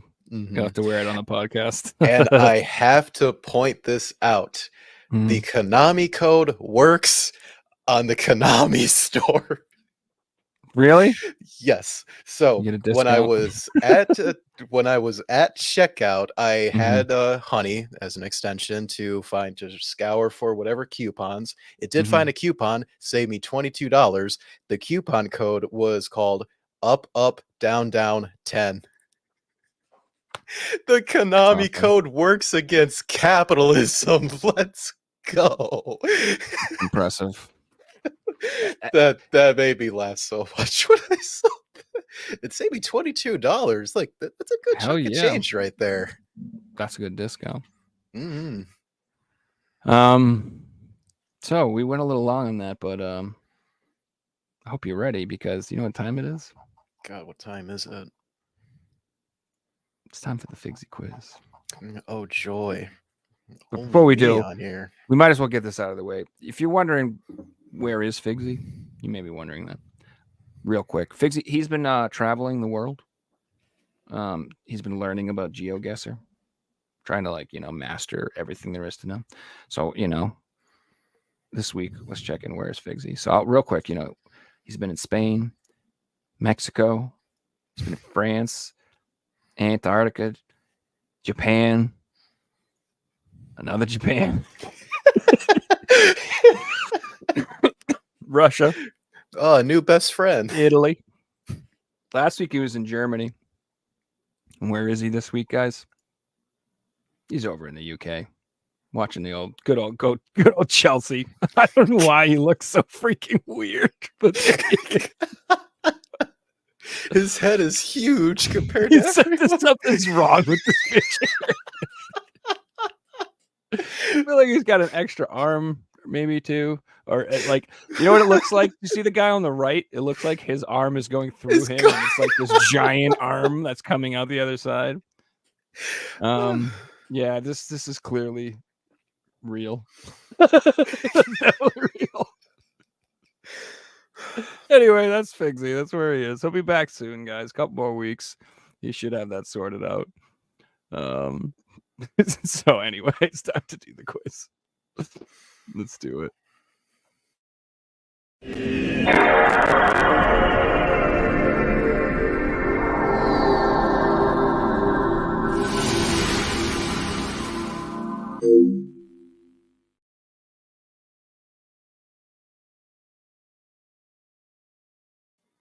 All right.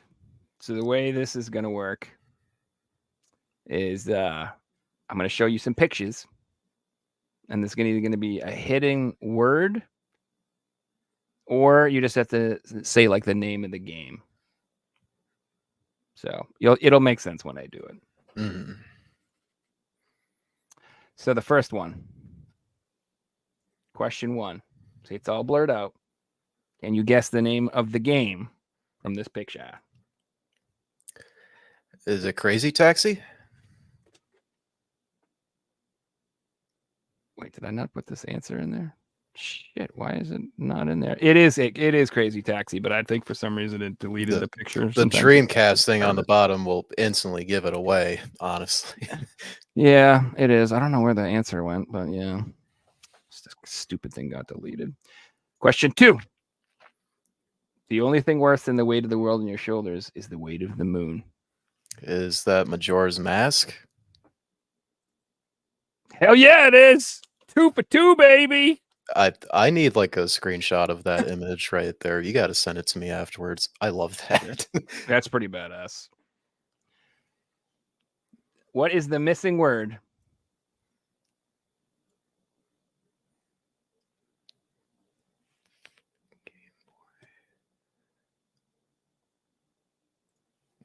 Like, I honestly don't want to say anything Earthworm Jim. It's not as complicated as you think. That's the only hint I'll give you.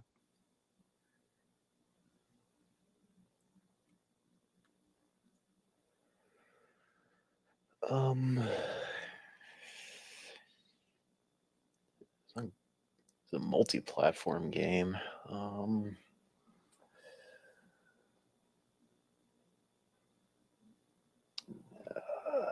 I don't know. I have no clue. All right, no worries. The answer is your worm. Just worm, really? Yeah, man. Now you can play with your worm in public. So there really was an Earthworm Jim game on both Game Gear and Game Boy? I I apparently didn't know that. I would have to look into that. Yeah, I mean, it got ported to a million things. It's on Genesis, Sega CD, Sega Saturn. Wait, Earthworm Jim 2 might be the one on Saturn. I don't know. It's on lots of stuff. It's a series that's completely abandoned these days. What is the missing word? Is it 2 words? There's Or- two. There's 2 different words. Yeah, you can guess either one of them.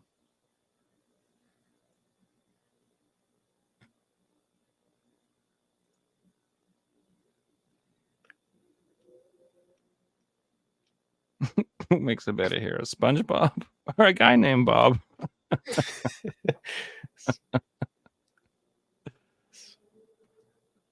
Remember, and if you want the collector's editions of this game for PS4, it's on sale on Best Buy right now, $39.99. Comes with the statue and everything.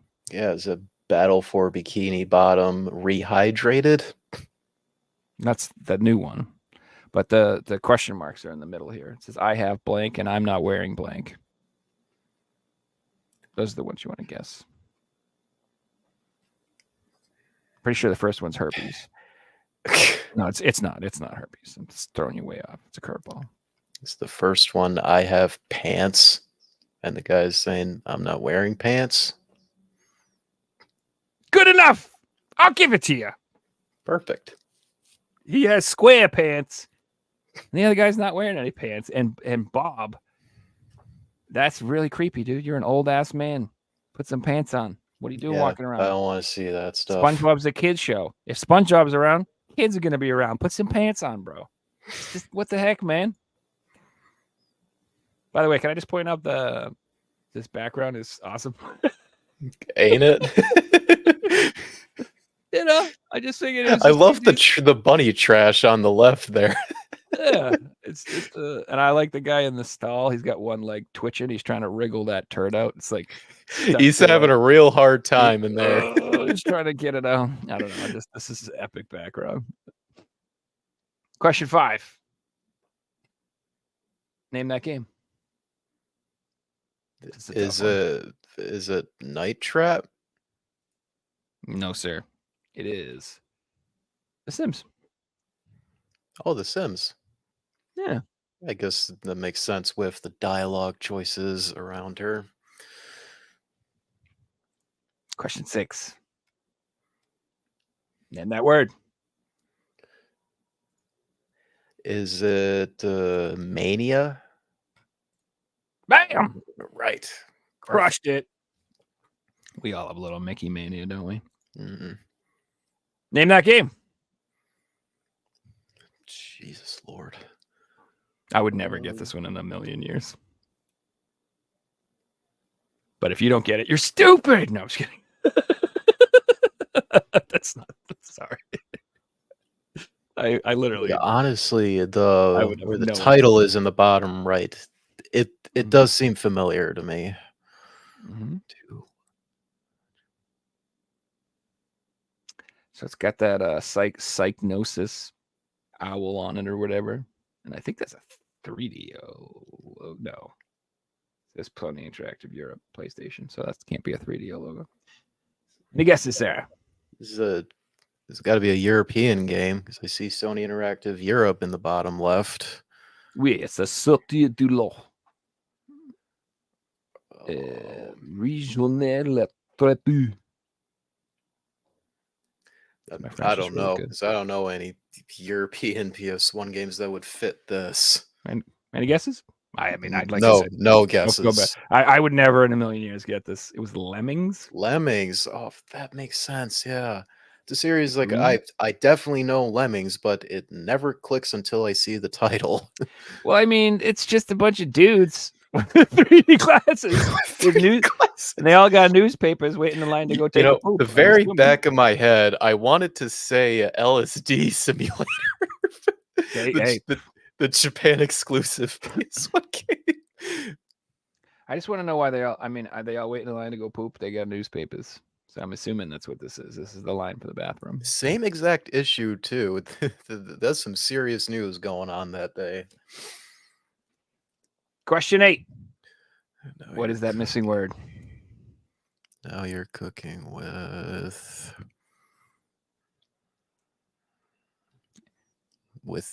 Abe. Look at the picture. It's giving you a hint. What's Abe doing? And his shit, because he's got a massive hole right there. That's right. What's coming out of that massive hole? Gas. I pretty much gave you the answer, but yeah, you got it. That's a He's weird shitting looking ad himself. for it. I Yeah, honestly never old- liked Oddworld. Old- Just something with the characters, the world just doesn't look right to me at all. Makes me cringe. It's not like I dislike them. It's just one of those games I never really got into. But I was always impressed with the graphics. Like I did think Has that a big cult following for sure. Firing. That's right. They do. Name that game, I believe. Yep. Name that game.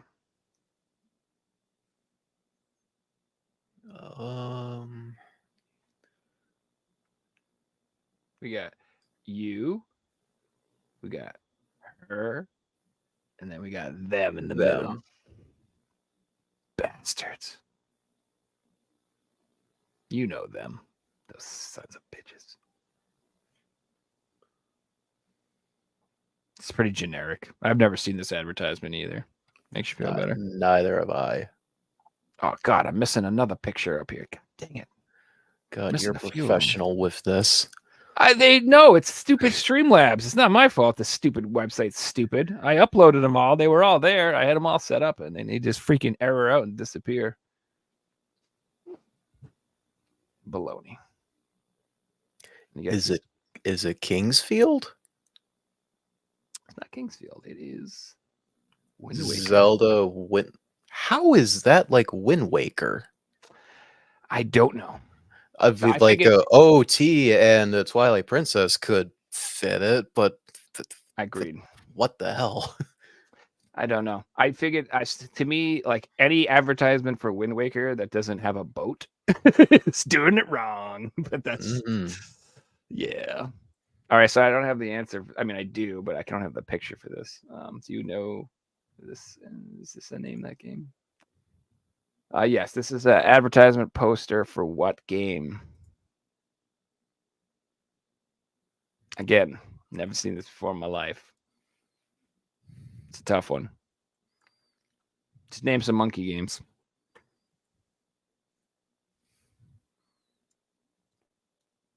Ape Escape. It's the only monkey game I know right now. No, it's like I said, I'm sorry, I don't have the picture. It's Donkey Kong Country. See, I thought this was a PlayStation focused thing. Nope. Never mind. Not at all. We're all over the place. What about this one? Name the game. Quake. It is Quake. I don't have the damn picture, but yes. So if you see the little Quake logos. It's just the logos that tells you. I don't know what's the point of everything else in this image that relates to Quake.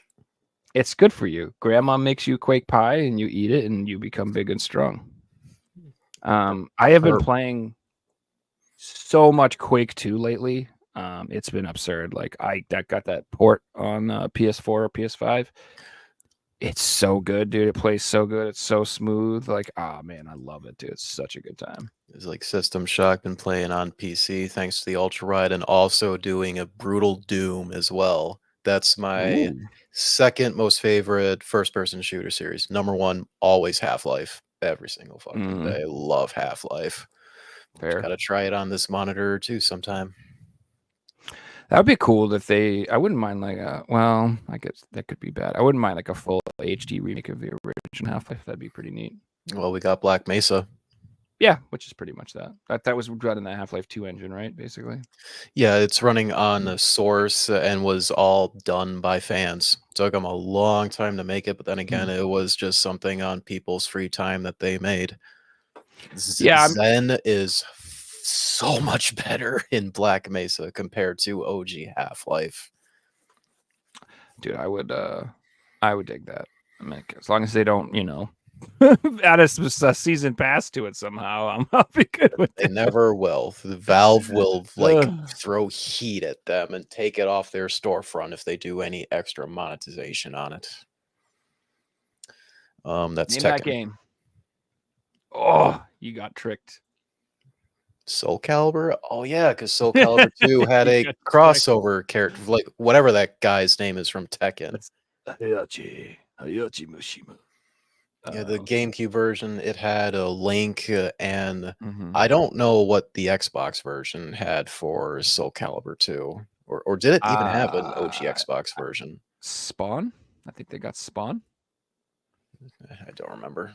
I'm pretty sure they got Spawn. Spawn, Link, and Hayachi were the three, I believe. Didn't one game have a Darth Vader in them, though? I don't remember. I Did wouldn't one Soul know. Calibur have Darth Vader? I don't remember. All right, what's the missing word? Is it Bandicoot? It's cubed, Cubed? When did I guess. is only in this advertisement it ever associated Cubed with Crash? I think so, because if you look, it says special delivery.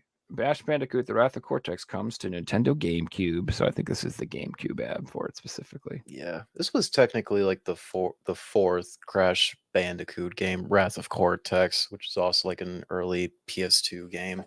But I believe Activision really wants to forget about that game, or whoever published it back then. Here's the last question, sir. What is the word missing from this poster? It's for the Game Boy Color, the ad.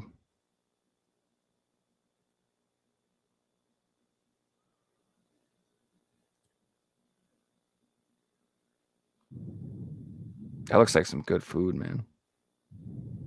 It does, honestly. You ain't getting no gravy at high school. What game Ain't no gravy. It's not a game. It's just a missing word. It's the ad is for the Game Boy Color itself. So it's not like a game or anything. It's just that one word at the top. Is it more milk? No, it's more colorful. Colorful. Well, It's what game is it even advertising on the system itself there? Oh, I have no idea. I cannot tell what that is. Gotta say And, that. and why does she have molting lava as one of the things there? I don't know, man. She looks like she's happy, at least. She's having a good time. She clearly was like let's say the poster woman for some makeup company back then, because good God, her eyes. Yeah, she had the green eyes with the green shirt. She looks like Mimi from freaking Drew Carey. She had that thing going on. All right, so I'm looking at the score here, and I tallied it up, and you're the only one playing, so you win. Oh, Joel.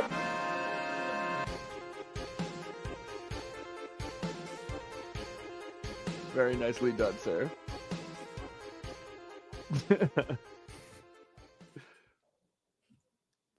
All right, so let me go back to the thing. How did we do? How did chat do? You guys did good. Oh yeah, did chat have a question they needed to answer? or no? I mean, I have one. Do you guys want to do a chat question? It's the same one we've had for weeks that nobody knows. Nobody can get it right. We can do it. Is it the one that you brought up on the last stream I was on? It's been like that for like weeks. Nobody's gotten it right. Oh my god! I figured either nobody's gonna get it right or chat don't give a fuck no more. But here it is, guys. Name that game. You get two pictures. Combine the two pictures, and you name the game. And your prize is Pride. Yeah, you get Pride. It's almost Pride month, so now you'll get some for that whole month. You can go. There you go. You get Pride.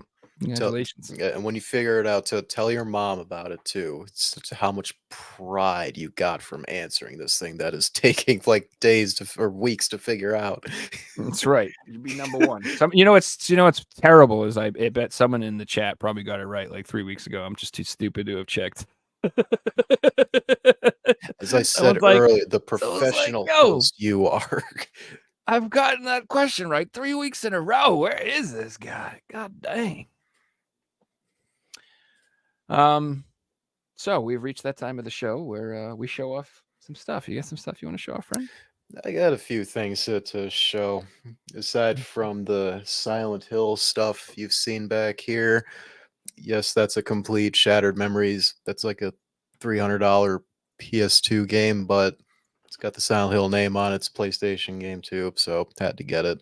Right next to it, Lone Survivor. That is my second favorite indie game ever, and is straight up just 2D indie Silent Hill game.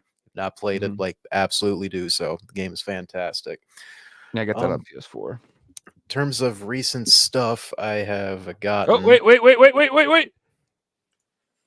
Mario got it right. Yes. Yes. Yes. Mario, you have gotten the pride of a lifetime. You did it, dude. You're the best. I don't have a cool victory noise. I have this though. You did it.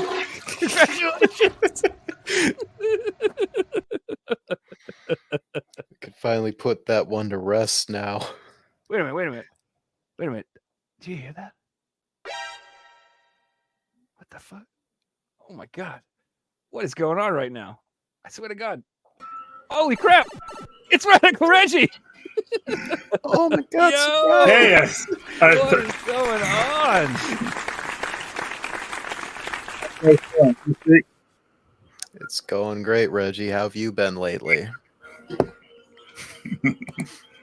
Doing good, man. He heard we were doing some pickups. He wanted to jump on. Yeah. I caught you guys right when you were talking about Silent Hill and all that good stuff. And yeah, I love Silent Hill, and not too sure about the remake, but hey, you guys already talked about it, so yeah, we'll continue the pickups. Did you bring a massive bin lately of like stuff in the last 2 weeks that just takes up a full bin or something? That's why you just showed up like this. Dude, I am actually trying to sell some stuff because I actually dug into my PS1 stuff today, and I was kind of like picking stuff out that I didn't need. Found some doubles and found extra manuals in cases. I was like, what the heck is going on? And yeah, I definitely need to downsize. It's that time for the PS1 because I haven't downsized my PS1 collection in probably like 7 years. So yeah, it is your favorite system ever, right? It is. Yeah, 100%. So it's hard to downsize them because you go through all 300 games and you're like, I can sell these 3. Well, I'm glad I looked through them because, like, dude, I opened up my Brave Fence and Masashi. I had 2 manuals in there. I'm like, damn, what I had 2 manuals for? One, I don't know. It's just I forget this stuff. So I can actually trade that manual to somebody who needs it, or you know how it goes. So yeah. Oh yeah. If you find whatever like doubles or extras you have you want to get rid of, let me know, Reggie. You know I'm always available. Well, I got a Brave Fence and Masashi. Well, if you're looking for that one, but I am looking for it. Okay, yeah, we can talk about that after the show. Perfect. Right on. We can, yeah. Nice. So, shall we do pickups now then? Go for it, yeah. All right. So, 2 weeks ago was Motor City Comic Con in the Metro Detroit area. I went there, and some 2 celebrities I met was Steve Downey's and Jen Taylor, and they are the voices of Master Chief and Cortana. that I had them sign my first print of Combat Evolved on the OG Xbox. Wow. That's cool, brother. Really cool meeting them, even though it did my camera just die out. Oh my god. It just paused for a second, but it should pop back up. It's not the first Yeah, time I've sometimes- had issues with this. Sometimes It's a it neat thing. messes up when people zoom into. I've seen it like lag and get screwy. So I'm happy my camera still works, man. I got this from Goodwill like 7 years ago, and it's still doing all right. So that ain't bad. yeah, man. You ever heard this brand? Cisco. Nope, never. I've heard of Cisco. Well, Oh, yeah, okay. well, I I thought know they were like some Cisco. knockoffs. I know for Cisco for networking stuff, but not about Correct. I webcams. don't know them for cameras, but I know Cisco systems. They make all sorts of stuff. So Oh, maybe they decided to dip their toe in the webcams, and yeah, this thing still works. All right. The quality is nice too. Can seem Yeah. to pick out individual stuff on your head, so you know the quality's good. yeah, I'm gonna be upgrading everything soon. I ordered a new PC, so once that That's comes what I need in. to do, man. This PC's on its last leg. It's so- painful, bro. I am so cheap. I'm such a stingy human being. So spending that much money all at once is like it makes Yeah, me sick yeah. to my stomach. I'm Even though, like, even though you have the money, it's like, no, I don't want to spend all this at once. Like, exactly. No way. Yeah, even Well, I have for- it. It's fine. It's just I can't. Oh god, I just hate doing it. Well, for me, with my ultra wide monitor, which I don't know if you heard, Reggie, but I got a new Samsung OLED G9 49-inch OLED ultra wide monitor, and this monitor's been $1,200 absolutely monitor. sick. Yeah, it's something like that. But thanks to like rememberings, like oh yeah, for credit cards, like you build up points and then you can like redeem rewards, and realized I had enough to get like a $500 Amazon gift card, and already had like gift cards saved into my Amazon account. So all went towards this monitor, and after selling my previous monitors, I'm essentially getting this monitor for like 70 to 80% off. So why not? Always just wanted a reminded monitor me. like this. Right on. I bought a computer from Newegg, and they gave me $100 gift certificate, and I ended up having to return the computer. I wonder if that gift certificate still works. If you still have the code, you probably could use it. I think Yeah. I do. I think I might have to go on Newegg and buy something real quick for free. Yeah. But yeah, anyways, Combat Evolve signed by both Steve Downey's and Jen Taylor. I didn't get any pictures with them. I literally just like went to get autographs for this because I've never cared for Halo, but I still like care enough because at least it was like Xbox's mascot series. Recent years, it's just completely disrespected with all the last like what 3 or 4 things they've done with the series. But Yeah, they sold it to who makes them now? It's not Bungie anymore. I no, guess it's just Microsoft themselves. no, since Halo 4, it's been by a studio called 343 Industries. Mm. The development of what was the last one? Infinite was a complete disaster. So many people, so many higher ups leaving the company during development. It was just a disaster. But also at the Comic-Con, the main celebrity I wanted to meet was Christina V, and she is the voice of Shantae and Risky Boots as well too. If you recognize this is the very last physical 3DS game ever made. It's the collector's edition of Pirate's Curse for the 3DS, and the camera, of course, went out. I hate. Well, it went out at the perfect spot because it's showing that. And so the thing is, Yeah, you can see your signature right there. yeah, and then I guess because that came out before, but I guess Limited Run did a print of it. Okay, that's cool, but they did a collector's edition. Yes, so there already was a print of a Pirate's Curse, but it was by a different publisher called Marvelous, if I remember. Limited Run did this as well as a standard copy of it a few months ago. In And fact, it just came out. Okay. the pre-orders for the collector's edition, like you probably only had like an hour and a half to get it before it went out. By the time I ordered it, I was at work and I was in the middle of a meeting, and I told my coworkers like, hey, just so you know, I got to make sure I get this, so please don't mind me. This stupid. That's cool, dude. I remember buying that game when it came out on the 3DS because I thought we were lucky just to get it on the 3DS like that. And then like we got that crazy Shantae surge and limited run hit the scene. Yeah, ever since Pirates Curse, pretty much the series just started becoming way more mainstream, honestly. Well, I wanted to ask you, so since you got that one, did you get the Game Boy Advance of Shantae Advance? I did pre-order a standard copy of Shantae Risky Revolution, I think it's called, and as well as the collector's edition of it too. I just love Shantae so much that I wanted to get both of them. No, that's a true fan. I was gonna buy it, and then I was like, oh man, I don't know, because I don't know when it's gonna come out, how long it's gonna take. I don't want. Ever since the Castlevania Anniversary Collection, it just put a bad taste in my mouth. So I have a hard time ordering from limited run. So I was like, yeah, I'll just wait till it comes out on PS4 or PS5 or the Switch version. Fair enough. Just for me, it's like, yeah, it is really frustrating. Like that's just the norm for all the companies like that, these limited print companies. But I have such a massive backlog of games that it'll come eventually, and I'll play it by then if I care. But this slipcover that has all 5 of the games, like for the PlayStation cases, it's also signed by her. She also wrote like Shantae right on the bottom of it. And the last thing I had her sign, Shantae related, was the 20th anniversary figure of Shantae, which you see is actually right on top of my Sony Trinitron back there. And on here, she even wrote Shantae and Risky Boots, which shows so she voices the protagonist and the villain. What's her name again? Christina V. She's mostly. I know her from Blaze Blue.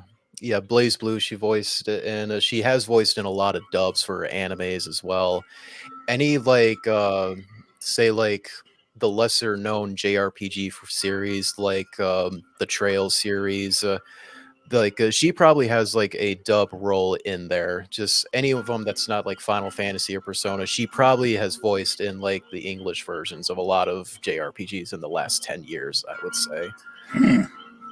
And also her most well-known role that she played in was the Ladybug superhero movie. The one movie is called like Ladybug and Cat Noir, because like everyone that was behind me at the con, like they had like kids dressed up as that character, so that was her most well-known role for sure. That I might actually watch one of those movies. You got some TV noise in the background. I'm sorry, let me get rid of that. Sounds like some fucking horror movie or something. It's creeping me out. Hold on a second. It's like dun dun dun dun. I feel like I'm being stalked right now. Like fucking Michael Myers is sneaking up on me or some shit. That was like Dead by Daylight. My bad. Oh, that's exactly. So that's really? That's right. That's nice. It literally sounds like a horror movie. So I'm like, I'm having trouble ignoring it. It's freaking me out. Not many game related pickups, but all like really nice stuff that I got in the last like 3 weeks. All this stuff. So over Memorial Day weekend, went up to visit family, and I did visit the one local game store that I had access to growing up to at like 80% of my life. So one of the things I got was Rune Factory 4 for the 3DS. Never played the series at all, and for the gameplay I've seen of it, it's like a RPG with Harvest Moon gameplay in it. I didn't know if I would like that in a JRPG, but it's really cheap, and like let's try it out though, see if I'll like the series or not. Those games are fun. So like with those games, they're cutesy, and I understand why that doesn't appeal to people, but if you like games that require like a ton of time management, like I like games that are really mentally stimulating. And those games are sick because you're like, oh, what do I got to do? I got to do this. I got to do this. I got to do this. I got to do this. Then I got to do that. Then I got to do this. Then I got to. It's just like it really keeps you like busy. So my most favorite one like that will always be Majora's Mask. The time management in that game is perfect. Probably the biggest thing I got from the store, which the store is called Chaotic Games in Northeast Michigan, if you're ever visiting around there, is complete in box Castlevania Aria of Sorrow. I think that's how you say it. Aria of Sorrow? Yeah, you're good. But box is like fantastic shape overall too. Almost like if the plastic wrap was taken off of it. Glad I got this because I still had my membership at this store, even though I haven't shopped there in like a year because I moved in recent years. But I got like 10% off of that when I bought it, and even then I was saving so much money if I like went and bought that on eBay right now. It's a very expensive GBA game right now. All right. Other things I got. This is the Contra Anniversary collection, the classic version, where it has like the NES style box art casing on it. Love Contra so much, and saw this. They had it sealed in there, and for MSRP as well. Had to get it for sure. And one I thing I haven't got casted from in my either. oh yeah, it looks very similar to this, where it looks like an NES style box art. I might get Yep. that, but not for like more than $60 probably. One thing that I got from my friend while I was visiting up north is Concrete Genie. Mm. It's a good game. Yeah, that's PlayStation a good VR game. game. Oh yeah. So I really like the art style of it, and even if it's like a very simple, like walking sim type game, like I still will like. I really dig this game because of the art style. I really like cutesy art styles like that. Play Ghost Giant too. If you want a cutesy VR game. Oh yeah, Ah. that's on my wish list too. All right, I don't think I can full screen you anymore. I think that's what's killing your cam. I'm not going to do that anymore. Yeah, because Sorry, I bro. wasn't holding up anything there that it just cut out. Yeah, I think it's some reason that happens sometimes when we full screen it like can't handle it. I don't know why. Just theory. Sorry about that. I just switch this over. It changes the device setting too for some reason when it goes out. It's weird. One thing that came in the mail that I'm pretty sure that you two might have gotten recently is Sea of Stars, with a Mhm. physical release from I Am 8-Bit. Yeah, I Am Nice, 8-Bit, the nice. ones that I published it. didn't get that one. No. So it came with like a slip cover sleeve that you would put over the case. It's this. That's why it's like kind of Nice. big over it. But I'm gonna leave it like this so it just matches with everything on the shelf. And Yeah, also I came with a poster too. Really yeah, nice that's what art. came with mine. I got the one that came with the poster because I was gonna get the IM 8-bit one. I was like, no, the cover, the cover didn't pull me, so I went with the Amazon version, the retail version. Gotcha. One thing I got recently, I have the collector's edition of this, just the boxes elsewhere, but it's the Psycho-Pass Mandatory Happiness. That I watched the first season of this anime like last year, and I loved it a lot. And when I saw that my local game shop had the collector's edition of this in stock, I just went ahead and got it.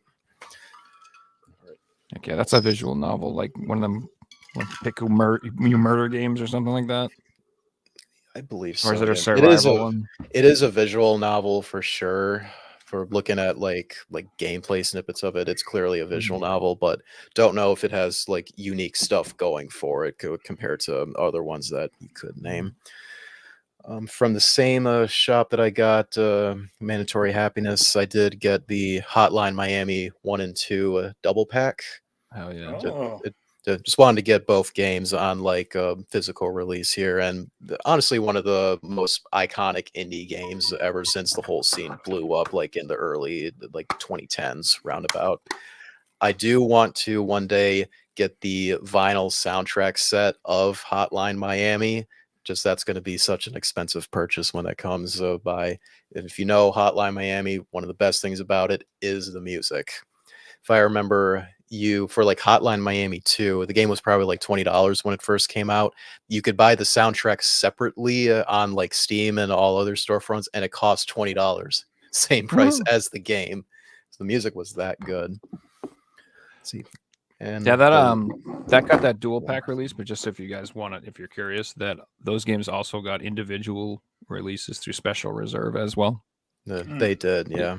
So I bought them all because I'm obsessed with that game. Well, that was one of those games where like I started playing it, could not stop playing it until I'd beaten both games. Just Same. They're nonstop really addicting. obsessed. Like, oh my god, I loved that game. So Even much the fun. story is really, really cool as well. Like, if you just take like the first game itself and try to piece together what the story is, it's really interesting. Honestly, it's like the movie the Boondock Saints. If you ever seen that before. Oh, yeah. are you ready for this, dear brother? What do we need a rope for? See, one other thing that I got same store is the PS4 physical of Shantae 7 Sirens.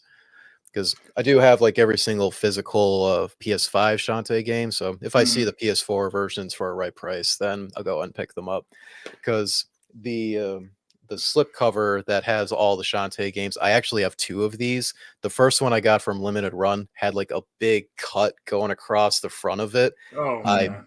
and I told them to send me another one because that is such an eyesore, and they did send me another one, and that's the one that Christina V signed for me.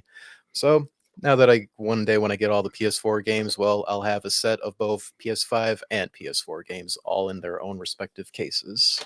Nice, dude. I'm actually looking for the PS4 one of the first one because they finally released that. So Yeah, they that'll did complete my release that PS4 set. last year, roundabout.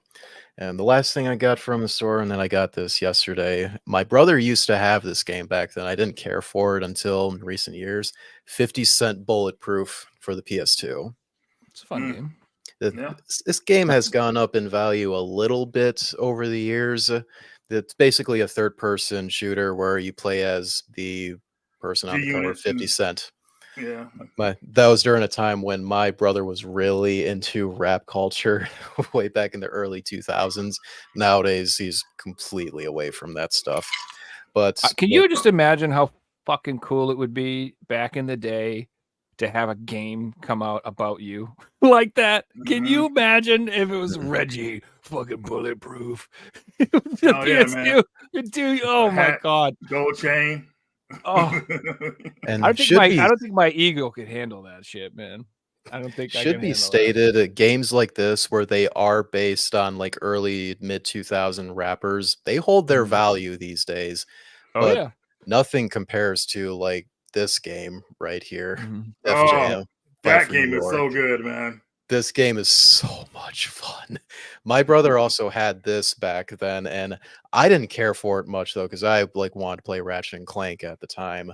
But after like finally playing the game myself, like this is the most fun fighting game I have ever played. Like aside from like the awesome like crap ton of like real life rappers that are in this game, as a fighting game, it is so much fun. Most fun Man, I ever had in a those fighting kill game. scenes in that game. I remember one of them when you're fighting on the subway. If you get thrown through the rail on the rails, oh my god, it shows this It's death scene of somebody brutal. coming at you. It's messed up. And the what's called the blazing moves, all of Mhm. those are just so brutal and epic.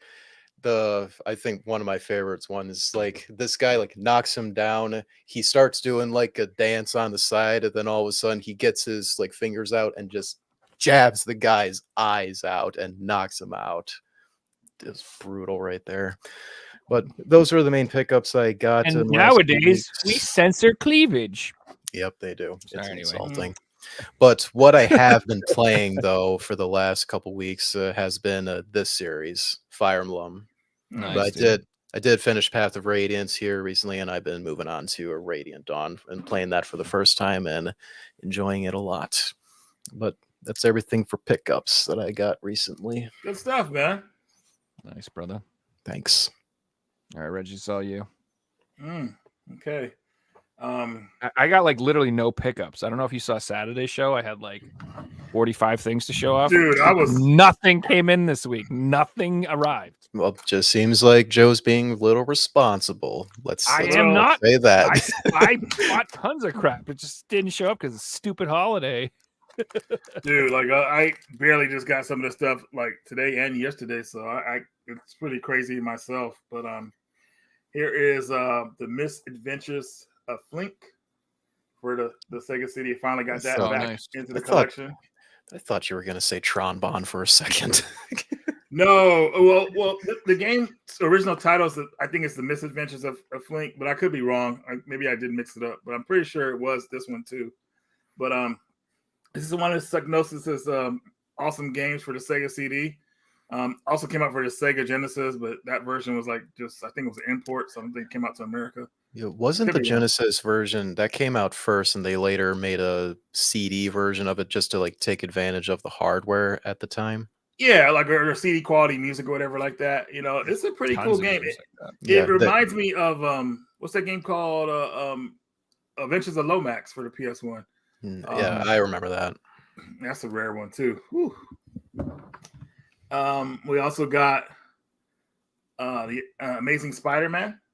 So Sega CD. That's cool. decent one. I don't know if it's like a one that everybody's going to jump up and want to play, but it's kind of a good cool. one. Is this all from Project Retro Games? Yeah, heck yeah, dude. I'm not trying to go when it comes to Sega CD stuff, man. I am not trying to go back and pay those prices. He has a little logo on here too, where it says Project Retro Games, because they did their own press CDs and everything. So Right. I good to have a go. couple of their first few releases on the PS1 for like the long box cases. It was thanks to Yeah? you that I discovered them, actually. Right on. That's good to hear, man. Shoot, heck yeah. I also got this yesterday. This is Fatal Fury, Mark of the Wolves. Oh, dude, I want to pick that up Neat. so bad. Not that version. I'm gonna get the cheap ass version. Is that actually a Neo Geo cart that's in there? Of course not. This is no. It's just the game and a bunch of extras. So you got a soundtrack CD, you got an art book, you get cards, a lot of cool extras and stuff like that. And Joe, if you're looking for that, I do have an extra one, so maybe we could trade or something. Oh, cool. Yeah. So you know how Limited Run had their like blowout sale the other day? I had like to choose. I was either going to buy like all the fighting games I wanted, or like this other group of games that I wanted, and I decided to go with the other games. Mm-hmm. So because I was already at like $250, I'm like, I'm not spending more than this. I'm done. Like, but I got a lot of good shit. The funny thing about it is that sale, like they still won't even ship your stuff all like soon after that. You have to wait like 2 weeks before you get that stuff, probably. Really? Even though the stuff is in stock. Yeah. Well, what I ordered from that blowout sale was the PS4 version of the Doom Classics Ultimate Collection, because I really want that shadow box of like that iconic Doom box art, and the deluxe edition of Ender Lilies. That game looks really interesting, and a standard copy of Carry On PS4. Carry On, that's another one I want to pick up on the PS4. I have the Switch version, but rather have it on PS4. Mm-hmm. All right, moving right along here. We also have the King of Fighters 98 Final Edition. So this is the last edition they're making of this game. It also has a reversible cover of the one where they're at the party and everything. A lot of people remember the party. I like this cover better, but if you the reverse cover is the original Neo Geo one where they're all at the party, like kind of like just chilling because it's the dream match. So, but very good game. Not my favorite King of the Fighters dream match. My favorite dream match is 2002. I think that's the best game ever out of the King of Fighters series. And everybody better agree with me that is watching in the comments. But next game here, and this is funny because like my buddy Gerald, he came over and we did some trades, and he always hitting me up for my shoot 'em ups that he needs or whatever like that. He'll always bring stuff he's selling at the show, but he'll want to go to my stuff that I'm not selling. I'm like, damn it, man. And then he'll talk me into it. He finally talked me into selling him Sternwind, but I finally got it back in the collection. So Sternwind EX for the Switch Collector's Edition. Sternwind Pix and Love. Yeah, the company who made the game, they're like a Draini. They're like a German company. They actually originally tried to make this game for the Jaguar, like the UK folks say it. Jaguar. But yeah, that kind of fell through, so they were looking at other systems support on. And the first system I think it officially got on was a Dreamcast. There's a Dreamcast version out there that Video Games New York sells. But of course, I think they're almost sold out too. They put out a thing the other day saying like that they were like, if you want the Sternwind Dreamcast, maybe it was just the collector's edition, I don't remember, but they said they had like super low stock and it was out of print. They weren't making any more. So yeah, either way, if you want it, guys, get it now. It's not going to be around very long, that game. And it's a good game. It's a side-scrolling shmup. It's a good one. It's a really good horizontal shooter. A lot of people would like it, I think. It has they put a lot of effort into it, and I see why it took so long to come out originally. But yeah, got that on the Switch. Next game is I think this game's called Ploid for Dreamcast. Also came out on Nintendo, but they ported it to the Dreamcast. So it looks like a cool little platformer, 8-bit, 8 worlds full of exploration and secrets, 3 different levels of difficulty. I'm going to put it on easy. No, I'm just kidding. I mean, maybe. I don't know. We'll see how it goes.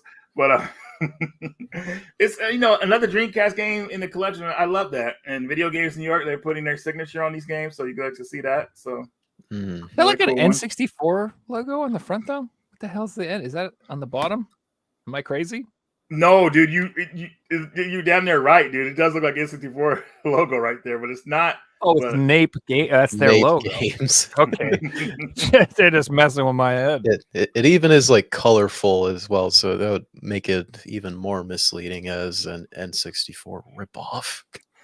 My buddy Joe had a game come out based off him. You know, it's called Hothead Joe for the NES.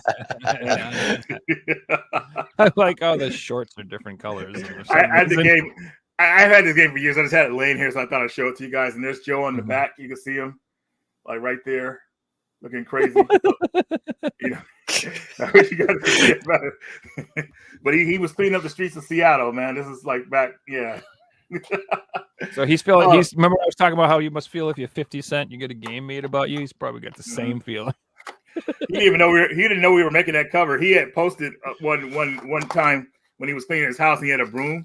And so we took that picture, we gave him a cape, gave it a Seattle background, and we put it on the cover of his game. And he saw it. He was like, "Damn, it was hilarious, dude!" Like, and that was funny. My buddy made it into a game for him. No, John Riggs made it into a game for him. So yeah. All right, moving right along. It's got a few games out now, huh? Recnum. I don't. It sounds like I don't know how to pronounce this game. So, Souls. No, Adventure. I made a joke about this game on Twitter when they announced it. Really? I went Recnum. Yeah, that's what you see. That's what you think. You like and stuff. Then I put damn near killed him. It looks like some kind of a top. It looks like a top-down, side-scrolling Zelda type game. So it's definitely these games these are definitely 8-bit games. But I think they ported them to the Dreamcast because it's cheaper, because CD over cartridge or whatever, like more lucrative. So they can sell them for like a good price and not take much of a loss on it like they would a cart. So are those games on other platforms, like modern platforms, digitally at least? Oh, I mean, they're official games, so they might be as a download on the Switch or something like that. But as far as I know, I've only seen these games on NES and now the Dreamcast. So the latter, for how you described it, like that'd be one I would look into personally. Yeah. And these are the types of games that I love to buy because I love supporting small developers like this who do that. That developed for the Dreamcast, a system supposedly long dead, but does have a massive indie scene because of the way Sega made that system. Support. Yeah, it's definitely a cool system to develop for if you want. It's easy because it's got that arcade hardware in it, so you can make some good stuff on there. Now, this is a game I tested out a couple years ago. I did a video on it, and now I got a physical release from Video Games New York. And this is wait, what the hell is this title here? Overdriven. Sorry, Overdriven Evolution for the Switch. That's another ever to come in. It is another shoot 'em up. And what was funny about this game is they sent me a copy of it, like a digital copy of it years ago, and I gave them my feedback about it. The first level was difficult as hell, dude. I was like, dude, you guys got to tune the first level, man, because you got to hook people. You can't throw all the craziness at them in the beginning. You got to weed your way to you weed your way to it pretty much. You can't do that because it'll throw a lot of people off. They made the adjustments. They appreciated my feedback and they fixed it.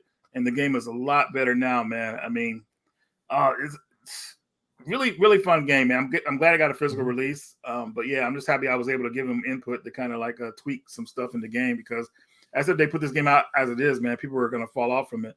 The hardcore people won't fall off from it, but they're so far in between from people, that'll make help with sales, I would say. You know what I mean? So Shmups need more than the hardcore audience right now. Yeah, they do. Oh, 100%. Like the hardcore audience for Shmups isn't going anywhere. They love their Shmups a lot. Yeah, we're all obsessed. We literally, but it does need to. It needs more than that. Like the genre needs like more of mass appeal. So that's why I'm like, as much as I hate to say it, like I'm glad they're doing like easier modes and alternative modes and stuff like that. Like they'll still put in the 6 setting for some crazy person if you really want to do that, but 90% of the population doesn't want that. So it's smart that they do that. Dude, have you guys tried Devil Blade, the new shmup that just came out? Holy shit, is that good? It's not. It's just digital. It just came out this week. Dude, it's a cool name though. It's called Devil Blade Reboot. So it's like a reboot of an old game, but it is really good. I 100% recommend it for new players. If you have never played a shmup before, the normal mode is very fair, very I wouldn't say it's easy, but it's doable. It's not like some other games where you're like, yeah, no way in hell. So I just highly recommend it. It's called Devil Blade. It's a great game. Okay, right on. Now we're moving into Neo Geo CD territory. Ugh. I mean, this is great if you have a Poly Mega for a lot of these games, but this is the Art of Fighting for cool. Neo Geo CD, Project Retro Games, of course. Steven Seagal on the front. Yeah, Robert Garcia is definitely based off Steven Seagal, 100%, dude. I was like, even when I was a kid, I realized that. I was like, dude, because the ponytail is just, come on, man. Nobody's walking around a ponytail like that, even in the 90s like that. But anyways, next one, the King of Fighters 98 for Neo Geo CD. Now, fighting games on the Neo Geo CD, just had some really, depending on what it was, especially something like King of the Fighters, have some bad load times because it switches between characters, whatever like that. It's got to load it in, and it's a two-speed disc player, so it's like pretty slow. That's slow. But if you play these games on the Poly Mega, they load them up immediately because it has like a Neo Geo BIOS in there. I forgot what exactly. Just what copies was. the game. Yeah, I think it does it off the disc too. You can copy the game to a hard drive, but because it's hybrid emulation, so you can play it off the disc and everything. So I believe you can do it off the disc as well. Now, this next game, I think it'll impress you guys, man. This is a game that people have been wanting to play for years. Now, thanks to fans, you don't have to learn Japanese to play this game. It's a Samurai Showdown Tales of Bushido, the Samurai Showdown RPG, pretty much. That's English. Awesome, dude. Neat. Yes, in English finally. So if you love the Samurai Showdown lore, now you can get more into it. I pretty much have all the Samurai Showdown games that matter in my collection. And they got some good stories to it, man. There's a lot of history behind the characters, so it's really cool. But happy that this finally got a release by the translation community, and Project Retro Games made it into a physical for us. So thank you to them. Now, I mean, I'm pretty sure everybody knows this game, but I'm having trouble remembering it right now because it's like I have the Japanese version of it, but it's called damn, what is this game called, man? I forgot. It's called. I have the games. But the name just slipped me. It's weird. Oh, it's one of those puzzle games. It's called Pop something or no. It's not Puyo Pop related, is it? No, it's not Puyo. No, it's not. It's not related to that one, but it's like that type of game. Dude, there's so many of those games on the Saturn like that. Those little puzzle games. I can't remember. It's 3 of them. I didn't know of officially. Muru Kururu something. I totally forgot the name, dude. I dropped the ball. We need Dan from JRPG Life in here. He'd be like, he would know right? I have no idea. I don't feel like remembering. Should have been in English, but anyways, this next one is Black Mamba says go smile. Is that her thing? Go smile. I don't know. And my last one is a game. Well, this is a cool collection from Project Retro Games. This is Metal Slug's 25th anniversary combo pack for Neo Geo CD.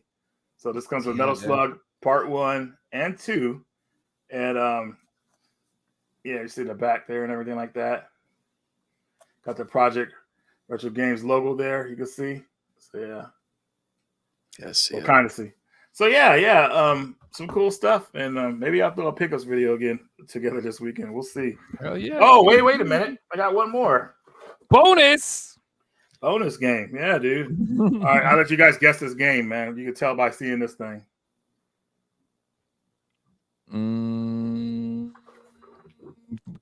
Windjammers. That's right. No. Windjammers. I haven't heard of that. I got the Switch version. So the Switch version comes with Part 1 and 2. And those shock boxes you saw. Oh, that's sick, brother. Yeah, it's a thick box. Yeah, dude, you can actually club somebody with this. Like, shut up, dude. That Windjammers, one of the absolute best competitive games. Yeah. Ever. If you have people over your house and you're like, I don't know what to do. What do you guys feel like playing? Play Windjammers. Get a rotation going. It is so intense. It's basically just like Frisbee. But like, think of it like almost like Pong, but like way crazier. You can do all sorts of crazy attacks and fire at all different angles. It's like almost like, or kind of like air hockey. Kind of reminds me of like air hockey in a way too. If you think of it like that. Yeah, exactly. Or like you said earlier, Pong, you just a more like a extensive version of it, because like you super moves and the environment, the way the game looks, it's awesome. So yeah, Windjammers, made by Data East, ported to the Neo Geo arcade and AES, and then now ported to modern consoles. So yeah. Data East sounds very familiar. What else did they make? Oh my They made the RoboCop games. They Burger made Time, baby. Pretty sure. Burger Time is another one of those. There's They have a lot of games, dude. They made that game on the Dragon Ninja game. Bad Dudes. I was gonna say Bad Dudes. I'm pretty sure they made Bad Dudes. Yeah. Are you bad enough to rescue the president and have a cheeseburger afterwards? Yeah. Oh, yeah. One thing I forgot to show that I got from my same store, and this was like $10, and it is definitely a lot more affordable than the North American version. The WarioWare Twisted cart. This is the Japanese version that you see is like this teal color right here. Still has the gyro sensor in it. So I can finally at least play this game officially, because emulation is like a no-go for this game at all. And one day I'll own a complete in box North American copy, but that won't be anytime soon. Been playing it on this modded Game Boy Advance that I made myself. That does have a really nice screen mod here. It is super bright. So I got one pickup. You remember last week I showed you I got Worse Than Death? And it was broken. See that? See, it's all fucking broken right here. Can you hear it? Yeah. Yeah. Well, I got a new one. Right on, dude. Yeah. So they replaced it. So dude, now you can actually frame that one. Get it VGA graded. The broken one or the new one? The broken one, actually. This is the last. Right? Whatever. Is it Limited Run that published that? It is Limited Run.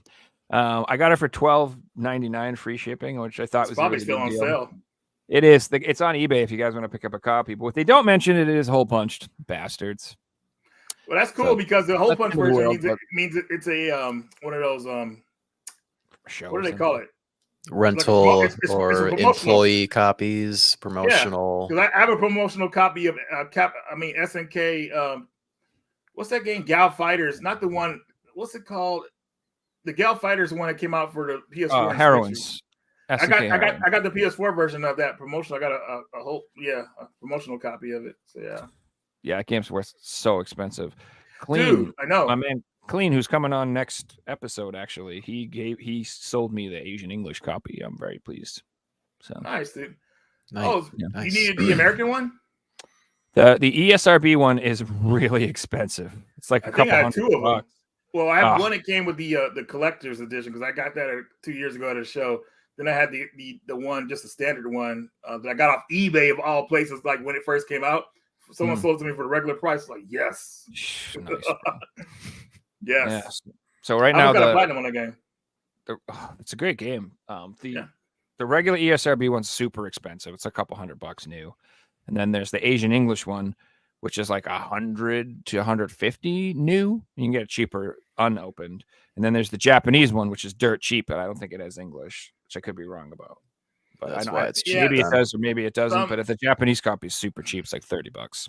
Some jerk thought it was a good idea to make the PS4 one limited. They saw it'll sell better on Switch, so they talked the company into making the PS4 one exclusive like that, which is a horrible idea. It's like, man, you should have. That's the main one. Fighting games are for the PS4 over the Switch. People, like, come on. Even though this is a silly one, I liked it. I almost got my platinum on it. I just got one more trophy to get, and I'll get a platinum. So, yeah. So there were just a couple other things I wanted to talk about real quick. Sure. Before we end. So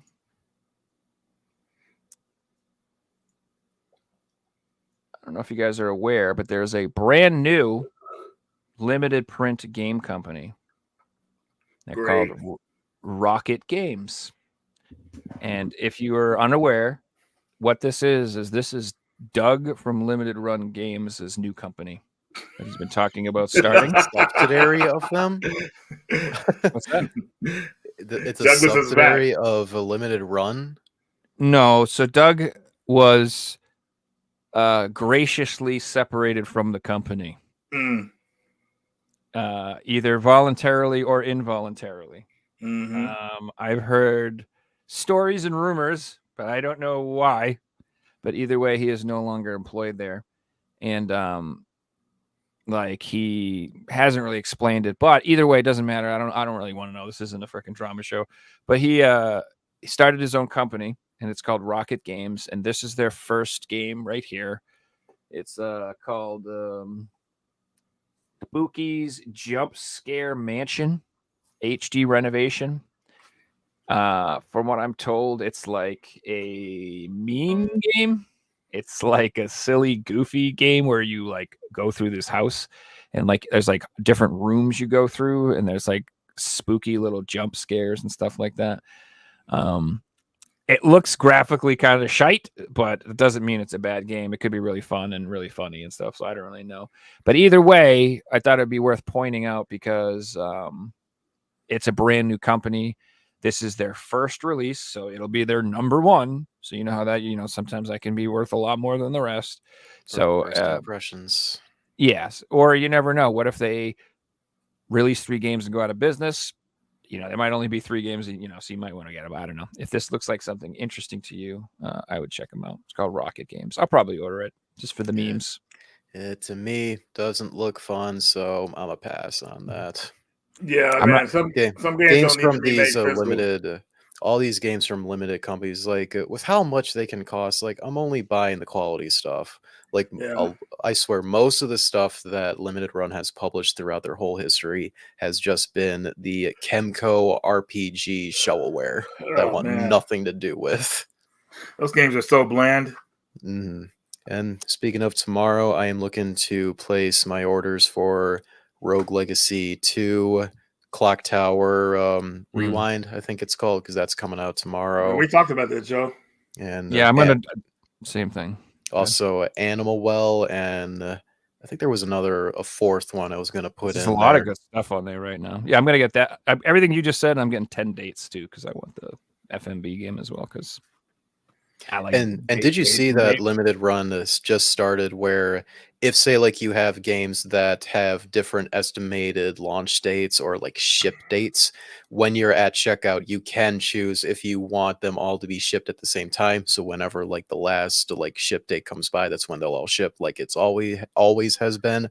Or you can have them individually shipped, but you may be paying like $3 to $5 extra compared to like the $6 shipping. Yeah, It's like, how cheap are you guys with shipping?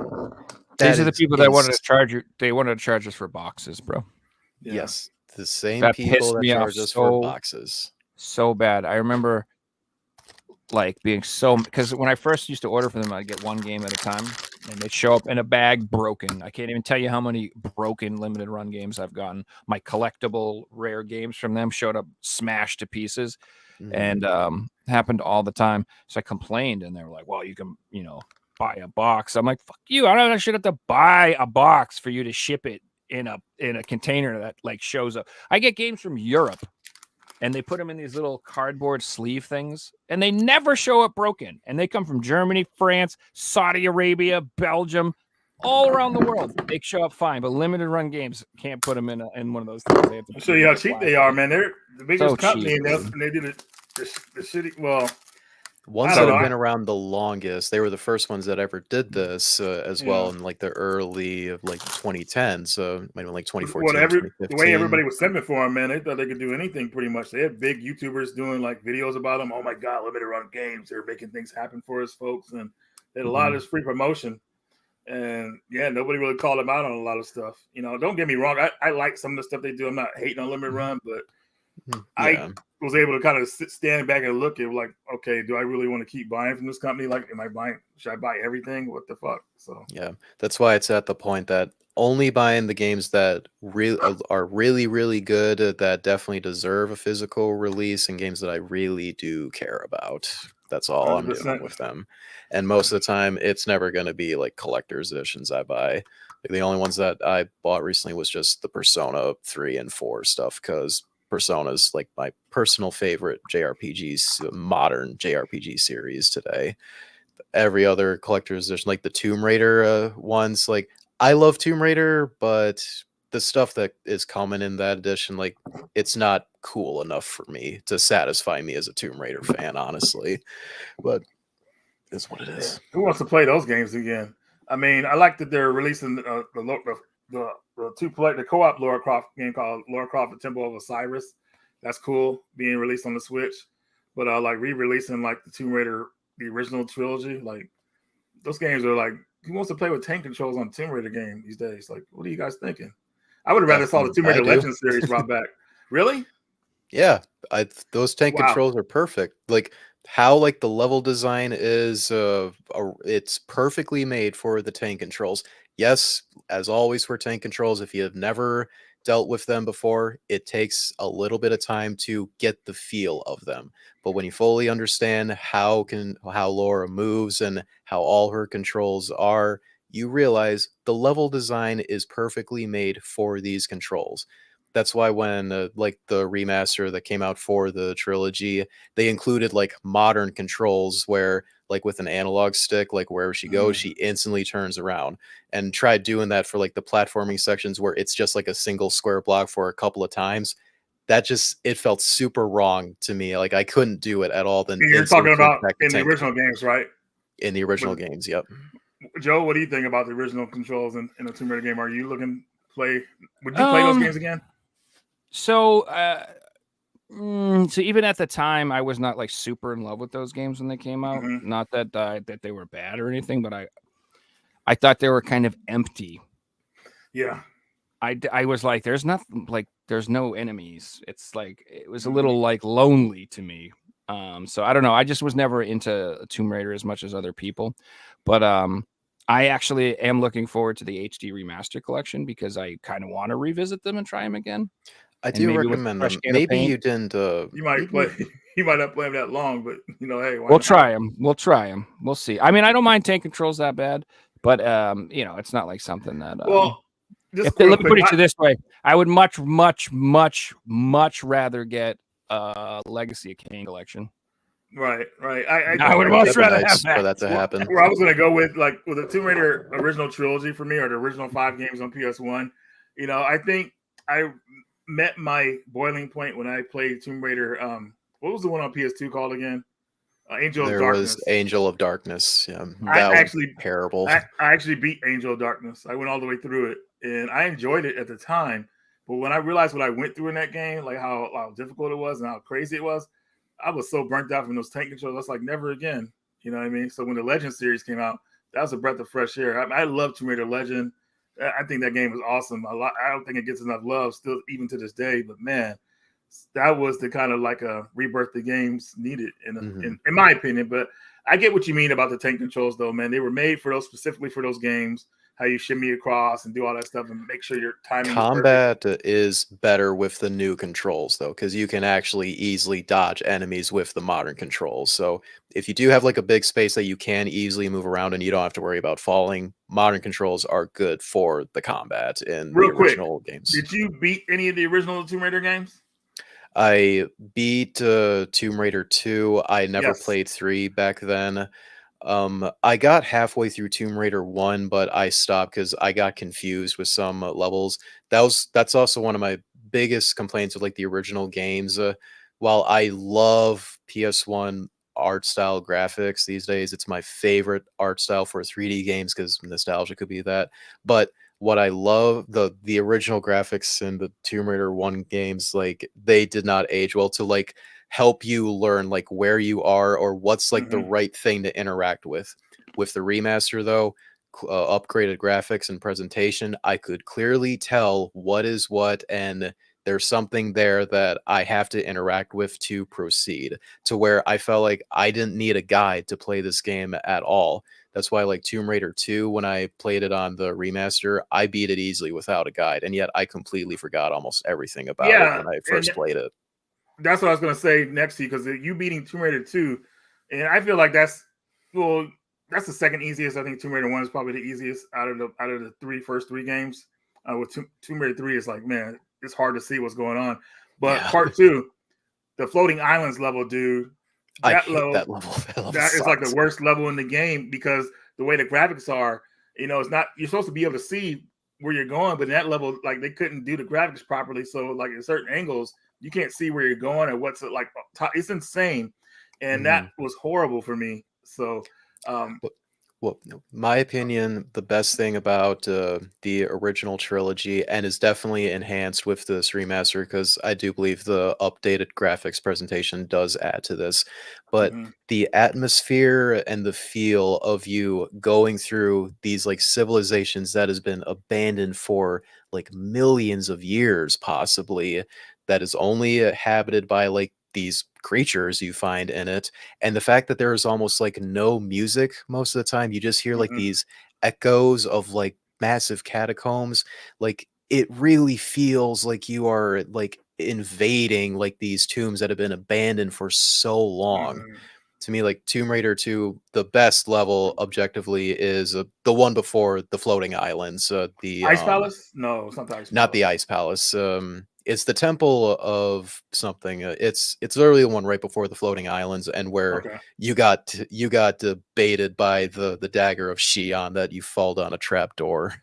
And I think the other next best levels in those games, except for the very last one, is the Maria Doria levels, where you're in the ship that's like completely capsized underwater. Just I haven't played the game in such a very long time. The original But you games. remember those levels, though. I remembered them enough, but upgrade presentation, I didn't need a guide. I could tell where I was going. But the music, the sound design they use for the ship levels was really intense and kind of creepy. Like you just hear like this constant like heartbeat in the background, and occasionally like stuff shifting around that's like a distance from you, because like there's other people in the ship here with you. It just made it like a very creepy level that I never like could experience properly, but as an adult, I can finally get super immersed into these games nowadays. Did you know what else you guys can play these games on?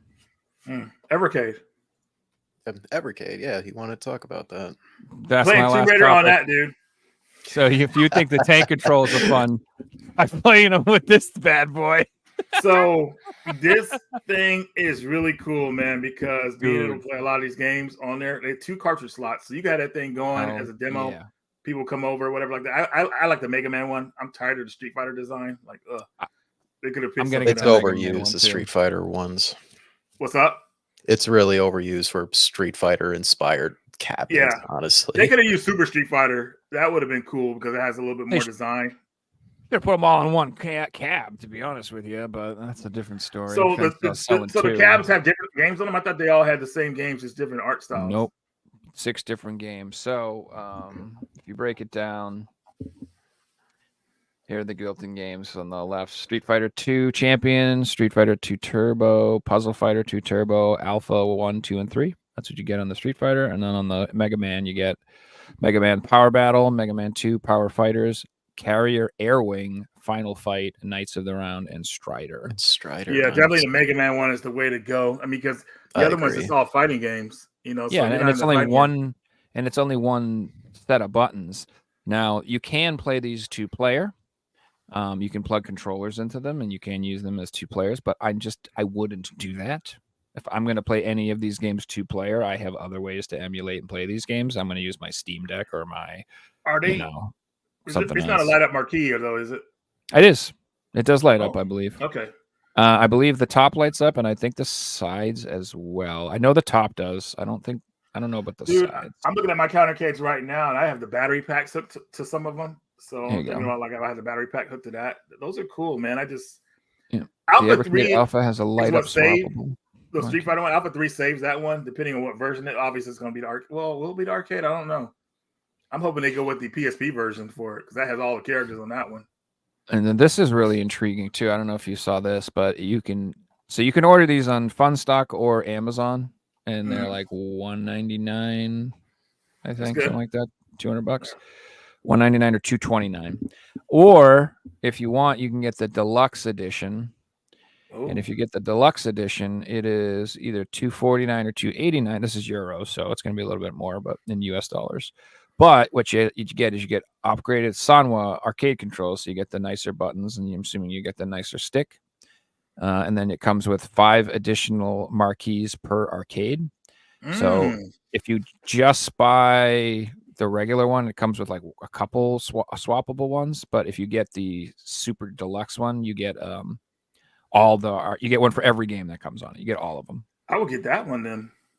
Yeah, and then it also comes with a controller as well, and you get a poster. So that you're legit. I'm probably getting the Mega Man one with the upgraded buttons and everything, because I don't know if you've ever had Sanwa buttons. They are dope, dude. That's like all the really nice arcade sticks have those. And then there's the slots down the bottom. You can put the carts in, dude. This thing is freaking cool, man. I would definitely. Oh my god, yeah, I like it, dude. Like I want to play the Donut Dota on there. That'd be a cool game to put on there. Heck yeah. And I said this. I actually commented on Jason Metal Jesus tweeted about this thing, and like, you know how they have the little Capcom handhelds, and they came out with the Taito handhelds. Yeah. I'm like, dude, make a Taito one with the vertical screen so I can play all the shmup. Nice. Hell yeah. And then make 20 more carts with 20 more shmups, please. If you do that, if you make the little mini arcade with the vertical screen, oh my god, I would use this thing all the time. These are the perfect counter case, man, because the single player experience, boom, is right in front of you. I mean, I do like 1-ups. Some of their a 2-player 1-up countercade is kind of like weird. If 2 people actually playing together on them, like Ninja Turtles and this other game I got. We're big guys, man. Yeah, a little snuggly. So it's like, what the hell? Like these are the way countercade should be made. And hopefully the screen doesn't like blur when you're on the side playing it. Like it's like a good screen on it. Well, I'm pretty sure. Good viewing angles. Yeah, but I'm impressed, man. I mean, Evercade. I mean, they're putting out some good stuff. I hope. Do they have a release date for this thing? I don't know when. I think it's coming out later this year, but the pre-orders open in June. Oh, of course, they want that money now. Yeah, so I don't think they have them out yet, and I don't think they have any like actual things you can test or anything. But when I first saw it, I was thinking it was like one of those micro arcades. I'm like, look, what is this? Because usually I want them to have someone playing it. Like I want them to have a build of it first, and then they show someone tapping on it. Then we know what we're dealing with. But yeah, I don't even think they even have these even like in product, like actually a prototype yet. They're just kind of like just showing what they're going to make here. It also says introductory price during the pre-order period. So who knows? Maybe they'll actually be more expensive after the pre-orders go up. So really putting in that FOMO for you guys. Maybe I think I'm on the Evercade list for review copies. We'll see if I get one of these. But tell them see if they'll send you 2 in case you want to review it twice. 2, yeah, 2. I know, like back to back. I say 2 Mega Mans. Yeah, just 6 months later review. Second opinion. Yeah, they want a lot of YouTubers to kind of like promote their stuff beforehand.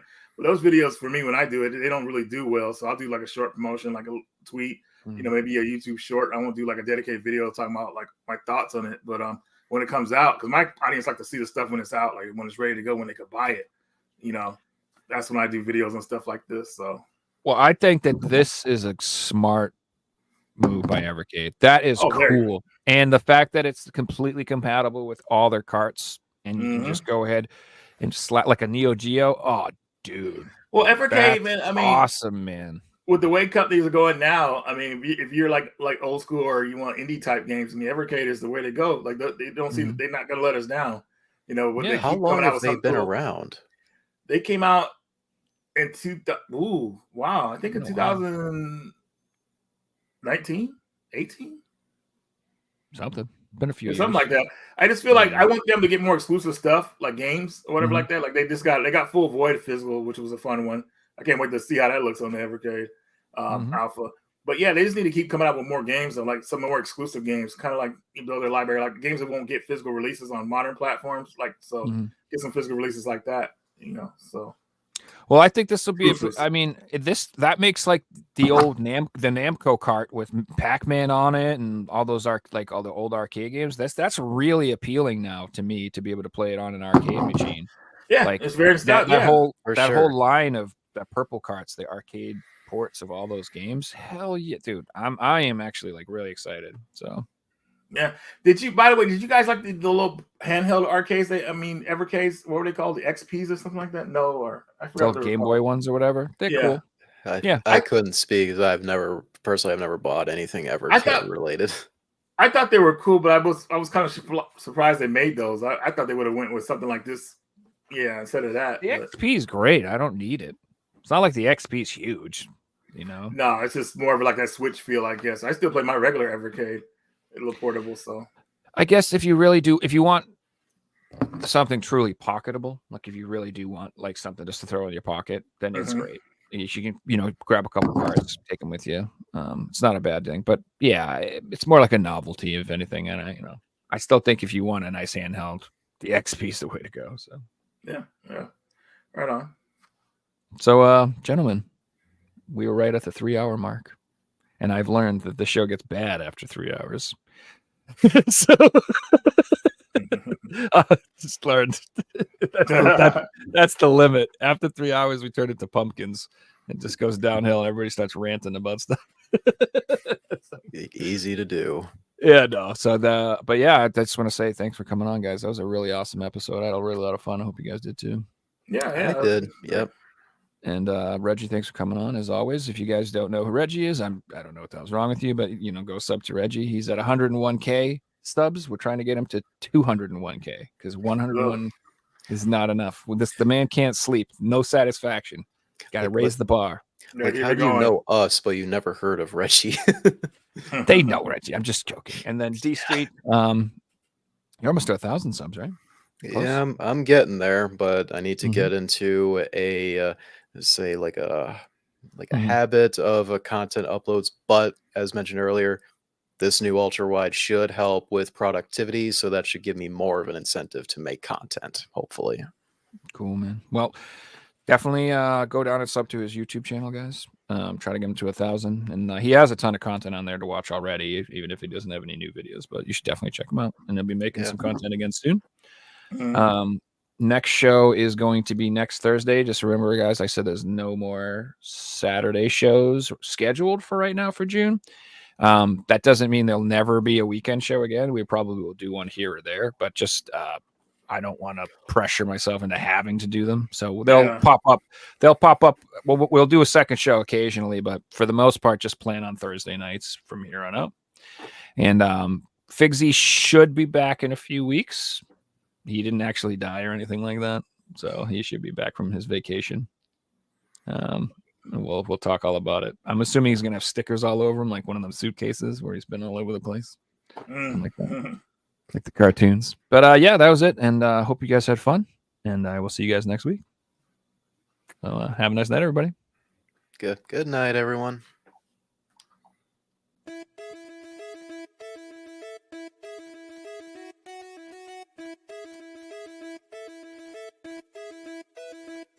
You found the coolest place to be, the PlayStation Collecting Center. Come on, won't you stay with me? Welcome to the show.